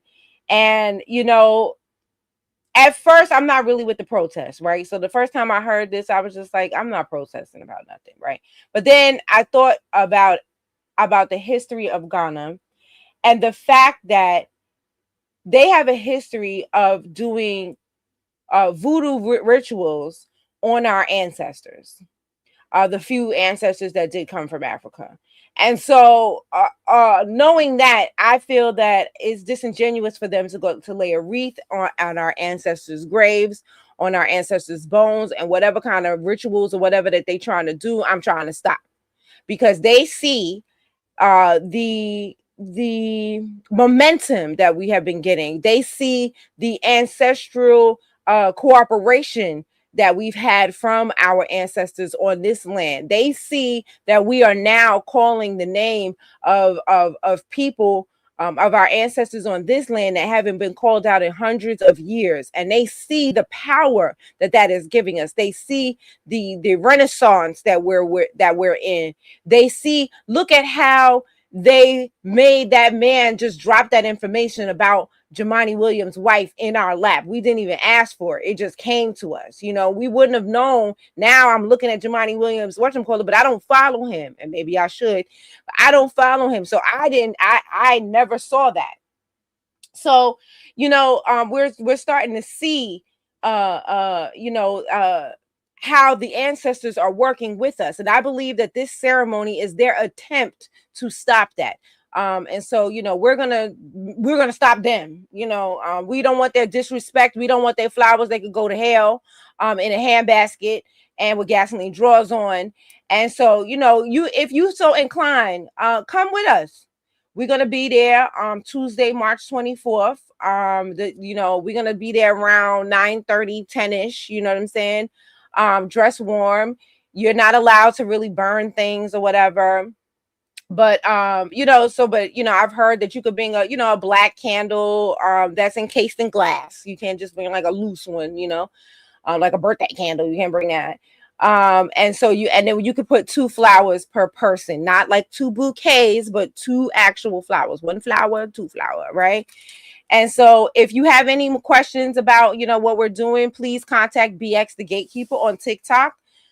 She is the one who has galvanized us all together. And so the address is there, the train stations are there, everything is written there, and it'll be there until Tuesday. And then Tuesday, after everything is over, I will take it off. And so that is that, right? Do you want me to get into my last thoughts as well? Okay.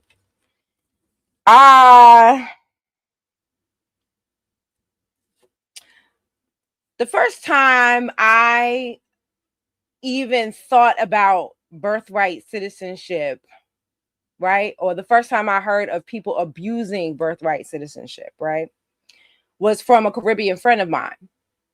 And she would host different family members and friends in an apartment building that her dad owned, right? And it's kind of like Airbnb before Airbnb. And I remember one time she had told me, yeah, girl, this lady, she came and she's very pregnant, ready to pop.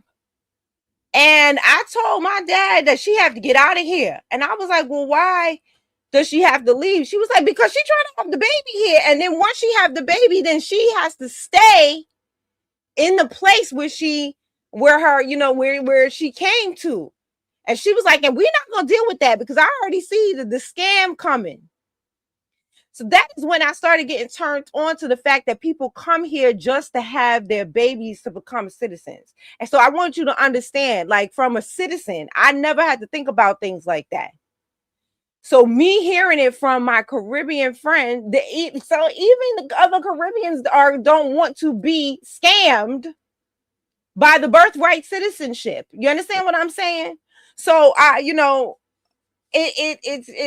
just really wanted to emphasize, like, the first time I heard that and who was the one who told me about it, right? And so I also want to talk about something from the book. In the book, The Invisible Coup, they talked about how when these people have these anchor babies, yes, that's what they are, because it anchors you into the country. When these people have these anchor babies, they then, some of them will then claimed to be a victim of the crime of a crime perpetrated by said Anchor baby to become a citizen. Because, you know, if you say that, you know, you were the victim of a crime of a citizen of the United States, then they give you special privileges to stay. And so he went into detail about different people and different organizations that have been convicted of running this scam, using their own children. How you throw your own children under the bus about, you know what I'm saying, and about being a victim of a crime. It's crazy, right? So the next thing I want to talk about is dual positions. They talked about how these people that have these positions in the government also have dual positions in Mexico. How is that even possible? How can you have a position of any type of influence in the United States and you are a citizen and hold a position of influence in another country? That shouldn't even be allowed off the rip. That's treason. How can you pledge allegiance to this country while you're pledging allegiance to another and then work for both? That don't make no sense. That's number 2. Then we're going to talk about Eric Adams and them cameras that President Devine talked about. This is part of the reason why I couldn't stand Eric Adams, okay? Eric Adams, during that time, not only did he do that, but I want to remind everybody that he stood with the Chinese community when Akai Gurley was shot. Okay, he stood with them at their podium with side by side, dag on their head, holding hands. Okay, he stood with them and gave them cover, which is why we must delineate, and gave them cover and talked about how we need to bring these two communities together. But when COVID happened, he gave them all that money to get cameras to watch us in Brooklyn, because at that time he was the borough president. Okay, so you know, I have a problem with Eric Adams. He has always stood with the Chinese. Okay. Then I want to talk about Mondummy. Mondummy. And the fact that, you know what I'm saying, President Devine was talking about how these people have these negative viewpoints of America, how they hate America. And Mondummy is one of these people. It is clear to me. See, at the time when everything was happening, I wasn't too sure on what his goal was, but it is clear to me that his goal is to fail this city. It only takes a couple of days to see he is doing everything he is here to tear it up from the inside and to ruin it from the inside. Because as we sit here and see, he came with all these socialists, everything, blah, blah, blah, blah, blah. But then his very people, Muslim people, are sitting there throwing boom booms at him, or boom booms at other people that are protesting at his house. So the same people that he's sitting here trying to tell us that the whole reason why they wanted to delineate from being white, because they don't want to be viewed as the T word. They don't want to be viewed as a T word. They running around here. And I just want to point out that family, the people who threw that boom boom, they are well off. They got mansions in New Jersey. These are people that came over here broke. How did they get this money? How did they do this? And now they're not thankful for the money that they have. No, they are not. They're sitting here throwing boom booms at people. Okay, so, and then when President Devine was talking about the Wuhan flu and how they came over here, I want to remind people of the videos that we saw of the Chinese people spitting on elevator buttons, spitting on laptop keys at Walmart. They was out here. That is biological warfare. They were sitting there getting everybody sick. And see, I was really, really watching China at the time because they had those protests happening. See, what people don't understand is that China released that flu to stop those protests. And then they allowed it to come over here. And President Trump, and that is when my vision of President Trump started changing. I started seeing that some of the stuff he was saying, even though he sounds crazy as hell and it's funny as hell, but he telling the truth. And that's when I started realizing he was telling the truth, because he was like, oh, and they were sitting there talking about, oh, he's so bad for calling it the Kung Fu flu and the China virus. But that's what it is. And then now They want to come out now. All the things have come out and said that he was telling the truth. But they don't want to talk about that, including about the ivermectin. When they call him crazy as hell. All right. And I'm not telling you to be a Republican or nothing like that. I'm just saying some of the things he said, it sounds crazy at first, but when you look into it, it be true. Okay. When President what he said about black jobs. That too. Well, you could read about that in Back of the Harbor Line by Roy Beck. And that's before President Trump said that. So it seems to me he reads a lot, contrary to what people believe. When President Devine was talking about nail shop prices, when he was talking about prices of goods, I was keenly made aware of that during the nail shop protest that, you know what I'm saying, I took part in, or I started. And, realizing and learning that a lot of the reason because they have slave labor in those nail shops. And then how we talked about, I think it was last week when we showed that how they were bringing in slaves to work in the braiding shops. They're doing the same thing at the nail shop, honey. Okay. And that's why the prices are the way they are. That's why they can have 20 people working in the nail shop and you can come in there at any time, day or night, as long as they open and get your nails done by anybody. But you have to make an appointment with the black girl because she can't afford slave labor. She got to pay people a livable wage. And she can't afford to do that. Nor can she have fake products coming over from China that is harmful to your health. A lot of these black nail techs will never do nothing like that. Because they doing their own nails. So they're not going to do harm. They're not going to use harmful products on you because they're using the same products on themselves. Okay. Because they like their nails done too. Okay. I also wanted to talk about right after the nail shop thing and COVID, how there was an abundance. I noticed that the nail shop started closing down after, what we were able to accomplish. And I noticed that because I like seafood and all the good black seafood. And I don't even just mean black, just good seafood, good, clean seafood, because it was some other people too. I can't remember what their lineage was, but there was some other people with some seafood, and that seafood, like steamed seafood with a lot of butter on it. You know what I'm saying? With the vegetables and stuff like that. You can't even find those places anymore. Right.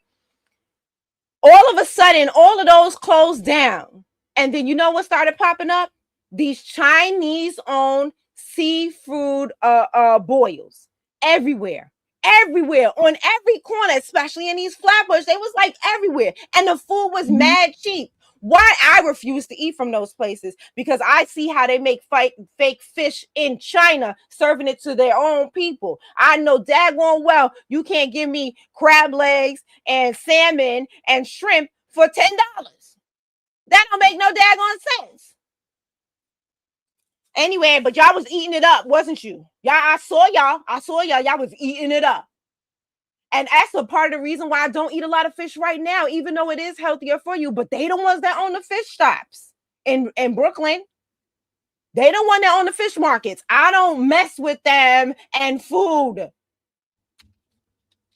And I wanted to talk about, how's that socialist communism treating y'all? Oh, y'all thought that Mondummy was going to do something different. Oh, y'all thought because he told you he was going to do free buses and he was going to give you this and he was going to give you that. And like President Devine says, Eric Adams said, somebody got to pay for it. And it's going to be you. You going to pay through it through your taxes. You going to pay for it through this. And unfortunately, me too. Because you made a dumbass decision. And that's why when President Vine talks about, he quotes Martin Luther King all the time, we are the firefighters, because y'all so dumb, y'all let everything catch on fire like a $2 hole, and we got to come behind you with the penicillin. Now, the last thing, when we talked about the small hats and them stealing Social Security money and everything else and all the social services and all that kind of stuff, I wanted to remind people that there was an article in the New York Times talking about how they were forcing their parents at the yeshivas to say that their children had IEPs so they could get more money per child at the school. Look that up. And I'm done. Have a good day. And send them emails. bit.ly/BREUCK call to action. Thank you very much. Man, better cook your own seafood. You know, like my grandson say, Grandma shrimp is so good. It's just crispy and juicy. You better know how to cook, goddarn it. Sister Marcia, your final thoughts and commentary. Thank you for another powerful show. Family, I apologize. My camera, I don't know what's going on with this computer, but any which way, I've been here on the background, chit-chatting away with the family in the background. So I've been here, I've been doing my due diligence, and all I can say is that, you know, there have been plenty of times that I've been in proximity of things without knowing the things are happening, right? So when we talk about the Asian lady who was creating these birthright babies, right? I went to a lot of CUNY schools getting my education, accomplishing my education. And during those times, a lot of the classes that I was in, there were very few people that look like me, but a lot of people that look like them in those classes. And those young ladies would be big bellied up, trying to make money for this industry that was being created. So it was very interesting to me. And one time they was like, you know, you could make at least $25,000. And, you know, in the early 2000s, $25,000 sounds good. But I was like, no, thanks. No, thanks. I already have a child at home and I don't want no one else. And I didn't care to figure out what the responsibilities of that was. But that $25K sounded good. And those people were doing that. In terms of my guy, Jamani, or who you call TikToky, all I will know is that I had the privilege at a particular time when they wanted more people to be part of the political landscape in Southeast Queens, to be in environments where he was around. This is, I think, when he was first becoming elected. And there was a man named Archie Spengler, a Southern man and a very popular man in Southeast Queens political arena. And anyone who is about being politically astute, you should look him up. You should understand what he stood for and how he really worked against the Black community for being a Black man. And so, like we were saying, he was never one with a verbal tick, right? He never did those things. And to sit there and cover those other people is disgusting. And I know a lot of first generation people. I am from a first generation group of people, and I know how they cover people because they feel like they don't have an identity. This is why I'm a lone soldier, because I understand that I'm not part of this group and I'm not part of that group, and I'm not going to do anything to break down someone else's success. I want to succeed, and I want my brothers and sisters to succeed as well, not tear anybody down. And I hate when I see my fellow first generations always out for their own pockets and not out for creating their own stand because they're afraid to being who they are and whose they are, because they don't think they belong to anybody. I belong to the universe. I am the child of the universe. The universe is going to have its little half birthday come tomorrow. Spring equinox, give the universe its blessings. If you have seeds, go out there and plant something, give back to the universe, because the universe gives us a lot and we have to give back. So with all of that said, plant your seeds, drink your water, take your walks, workout, bike rides, whatever you got to do that. And if time may not flourish for you and your family, make it flourish. Fight with time, because time is all we. Much love to everyone. Keep the good fight. I'm here for you. I'm a supporter. Thank you, Sister Keisha, Sister Brooke, Brother D. President D, let me get that right. President Divine and Brother Black, be well all. See y'all next week. Brother Black, your final thoughts and commentary. Oh, Brooke made it hard. Sister Marcia made it harder. I'm glad I don't have to go on after Brother Divine tonight. He would have beat me up tonight.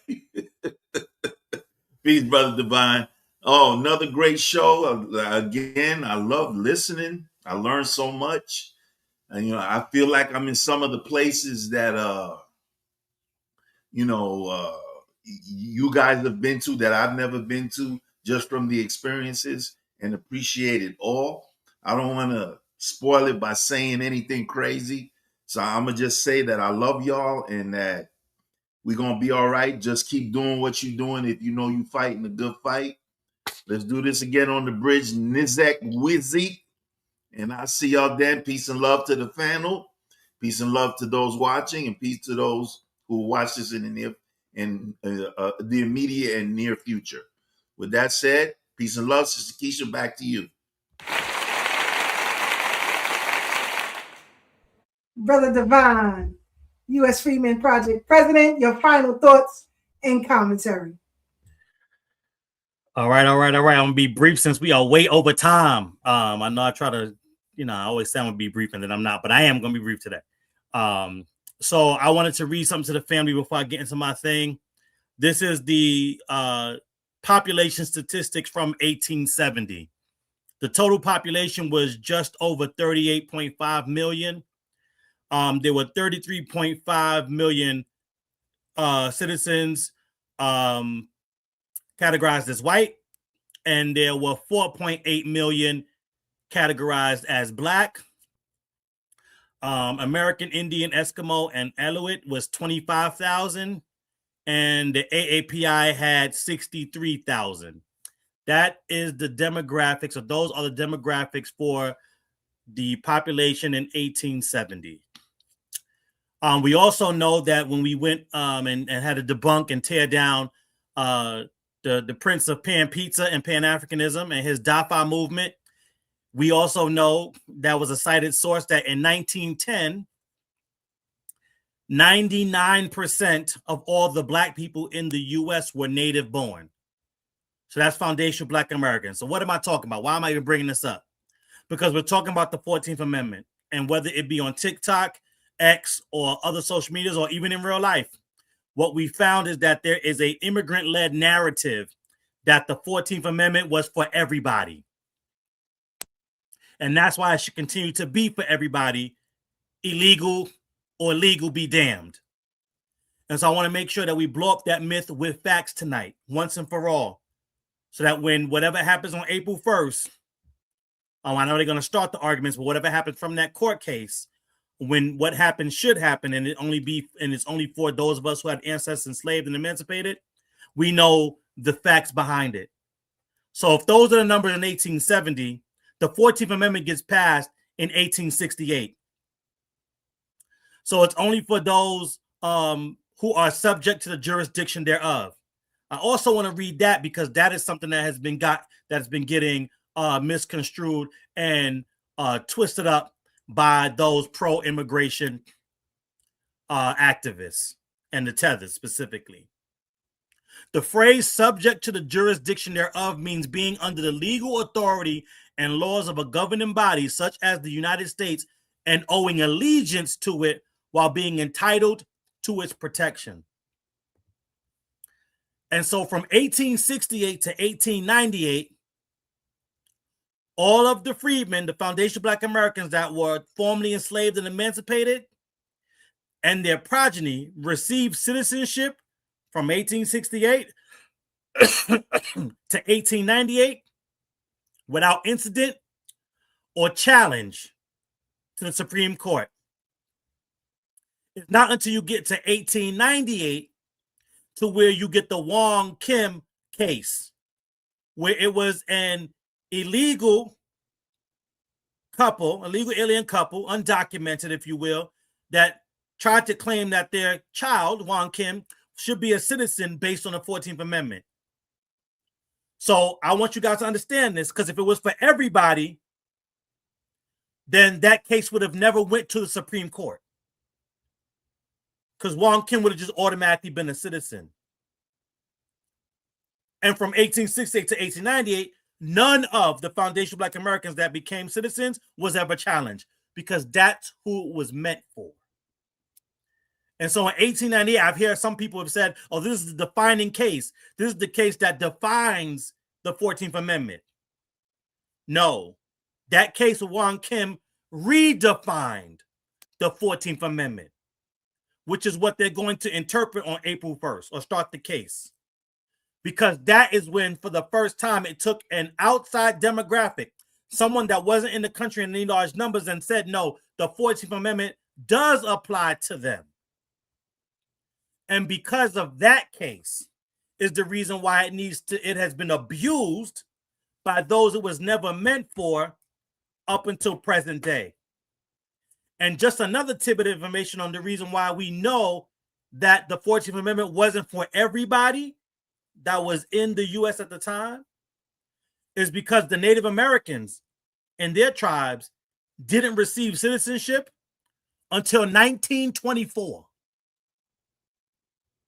So not even the redefinition of the case in 1898 included them. I need us to get this, because this is the lie that unfortunately has been perpetrated largely by the Democrat Party for all the reasons we laid out in this live today. They have abused this 14th Amendment, not to go too far down the road. It's the same thing they did with Roe v. Wade and abortion. They took something that the Supreme Court said we should never have jurisdiction over, and they tied it to amendments loosely, the same way they tied Wong Kim loosely to the 14th Amendment. And so when that got overturned, it wasn't saying abortion is illegal. It was the federal government saying, you know what, we should not decide yay or nay on this particular topic because it has no framing within the Constitution. The states have to decide what happens and what doesn't happen between that. And then they can decide whether something is legal or illegal. And whether you like it or not, that is what that case was about. Not saying abortion was illegal or legal. It was saying we don't have jurisdiction over that. The states should. And so these are just some of the things that the Democrats and the shills have lied to us about and or twist up the words so that we can get confused. And like Sister Keisha said earlier, they're hoping you don't go read. Because once you go read, then you know everything that I'm saying is true and exact, because you can read it for yourself. And so come April 1st, when this case gets opened up and the way in which Trump is looking for them to interpret the law, if it goes the way it was meant to be, when the 14th Amendment was pushed by William Nesbitt and the radical Republicans to codify, not give us citizenship, but to codify the citizenship of foundational Black Americans who were citizens from day one, because we were already voting in colonies and states that helped ratify the Constitution. And you couldn't vote or own land if you wasn't a citizen. So we were already citizens. It wasn't the U.S. government. It was the system of white supremacy that told us through that Dred Scott decision that we didn't have, not that we didn't have the rights. I want y'all to be clear on this wording too. They didn't say we didn't have rights. They said we don't have rights that a white man is bound to respect. If that's not some white supremacy semantic, I don't know what is. And so that was what it is. But I want you to also understand this, that even after that Dred Scott decision, there were still foundational Black American landowners. There were still foundational Black Americans that was exercising their civic duty and voting and or implementing voter registration drives and campaigns. So I just want us to understand exactly what we were up against, what we were going through, and why knowing this history is so important. Because if you listen to the tethers and the Democrat shills, they will tell you that we were never citizens. The 14th Amendment gave us citizenship, and that after 1857, none of us were citizens. And none of that is the case. That's what the struggle was about this whole time, to make sure we get our birthright and our citizenship codified so that the system of white supremacy cannot weaponize the government against our people group. And obviously that fight still continues. But this landmark case, don't let any Democrat convince you that we are supposed to carry the water for those that want to have anchor babies that then come in and jeopardize, nullify, and dilute our political power, with which we need every bit of it, because nothing has ever been done in this country that we have not made them do. The beautiful thing about it is that we've made them do a lot. And there is a lot more that this Renaissance is going to make them do before it's all said and done. And I land there. Thank you. Man, he went right into the PowerPoint we're going to have next week, breaking down the legal definitions of everything that Brother Devon just laid out for you. We're going to break it down from Dred Scott to Vaughn Kim. We're going to break it all down. So get ready. Now, got a little sad news for Brother Devon. Tonight, we're going to close out with a different song. Shout out to Brother Cool Water and Sister Ish. We got a different jam tonight we're going to close out with. And y'all enjoy the rest of your week. Stay safe. Wait. Hold on. I want to give a shout out to Terrell Evans for sending them emails. He requested a shout out in the chat, and I just want to make sure he get that. All right, Terrell. So you got your shout out. Thank you so much for sending those emails. Make sure you be a missionary with those emails and get your friends and family to send it out too. Okay, thank you. Love you, hon. Thank you. Yes, indeed. He's also a sponsor of Thorough Black Talk World View. Shout out to Brother Terrell. Glad you black with us on the BK Bridge. Nice to see you again, brother. So tonight, we'll close out with the words of our brother Afro Elite. And I'll see y'all next week right here. Tell somebody to tell somebody. It goes down on the Brooklyn Bridge. Stay safe and dangerous at the same time. We out, y'all. So many times people can cross you before you have a permanent different view of that person. And that's where we're at now. We were very optimistic of African and Caribbean immigrants, okay? And that behavior has gone on, not one time, not two times, not three times. It's going on for years and years, and it was not checked. And it wasn't checked up until the point where Foundational Black Americans said, hey, man, in order for us to move forward, we're going to have to start checking that, because they're not doing that. They're not checking their folk. Okay, they're not pulling their folk to the side and creating a standard of behavior, a standard of respect. We're not getting any type of respect. We keep getting disrespected. We keep getting sabotaged. We keep getting undermined. We can't have this anymore. At this point, the perception has permanently been altered. Okay, the way Foundation Black Americans are going to interact with you guys will never be the same. Okay, it's never going to be how it was before. It's never going to be that. We're never going to go back to that super optimistic, friendly, welcoming, helpful. That's never going to happen. We're never going to go back to prioritizing our lineage to now prioritizing other people's lineage in front of our own. We're never going to go back to that. That's over with. It will never go back to that. So when people ask, when is this FBA stuff? When is that gonna end? When is all that stuff gonna end? It's never gonna end. It's never gonna end. There needs to be a new operating standard. Okay? The problem before, which is what led to what we have right now, is that there's not been a legitimate, respectful operating standard. Okay? Because we have made positive assumptions about you guys. We have not held you guys to a certain standard because we assumed y'all would just do right. Oh, y'all know better. Y'all would just do right. We're all black. Y'all just do right. No. So because we know now that we just can't leave it to you guys' own devices, we can't leave it to you guys to just do right by yourselves. Now there needs to be a different operating thing. Now you all need to come over here and you guys need to show respect in that alone, okay? That's it. And then our interactions can be positive. We're not going to all see each other as the same. It's not going to go back that far. There's some things that will never go back. It doesn't have to be a hostile relationship. No, it don't got to be that, because we're not hostile people. That's not our culture. It's only so many times people can cross you before you have a permanent different view of that person. And that's where we're at now. Y'all don't hear us. Pull up a seat and motherfucking listen.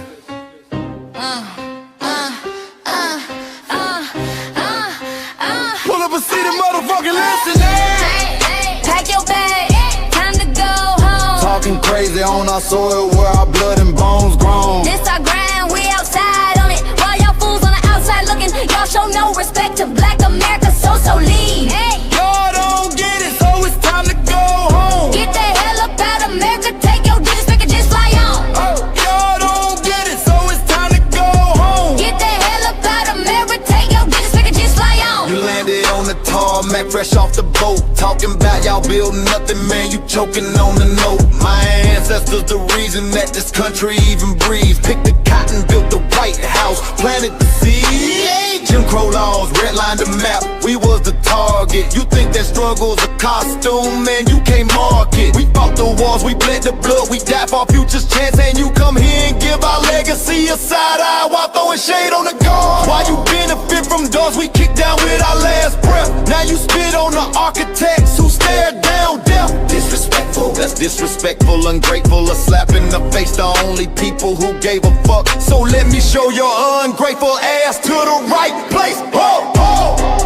Pack your bags, time to go home. Talking crazy on our soil where our blood and bones grown. This our ground and we outside on it. While y'all fools on the outside looking, y'all show no respect to Black America, so leave. Y'all don't get it, so it's time to go home. Get the hell up out of America, take your disrespect, just fly on. Y'all don't get it, so it's time to go home. Get the hell up out of America, take your disrespect, just fly on. Passport, the visa, the privilege to be here. Cause my grandma did march for y'all, so disappear from our land. You cosplaying our pain. Think it's a trend you can borrow, but you ain't inherit the ghosts of our sorrow. We the foundation, the bedrock, the soil and the root. You not no branch on our tree, and unproductive people always cosplaying me. Talking about we ain't do nothing, you lost your mind. We built this from nothing, time after time. From the beginning to now, we been the backbone and muscle. Why you look down on the struggle and cause a whole tussle? That energy start with discussing it's whack. So let's make it clear, there's no turning back. This land is paid for in full, in blood, sweat, and tears, and dreams deferred. You don't get to come into a house we built from the dirt and telling Black America y'all ain't worth nothing. That's a violation, facts.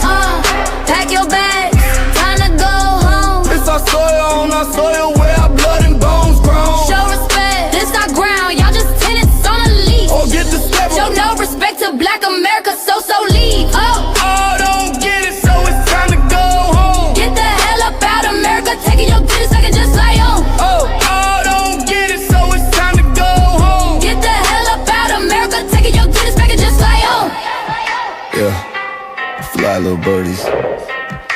Fly on back to where you came from. This ain't for you, this soil is sacred. We said what we said, It's time for y'all to go home. So fly a little birdies fly, so fly a little birdies fly, so fly a little birdies fly, fly far, far away from here. So fly a little birdies fly, so fly a little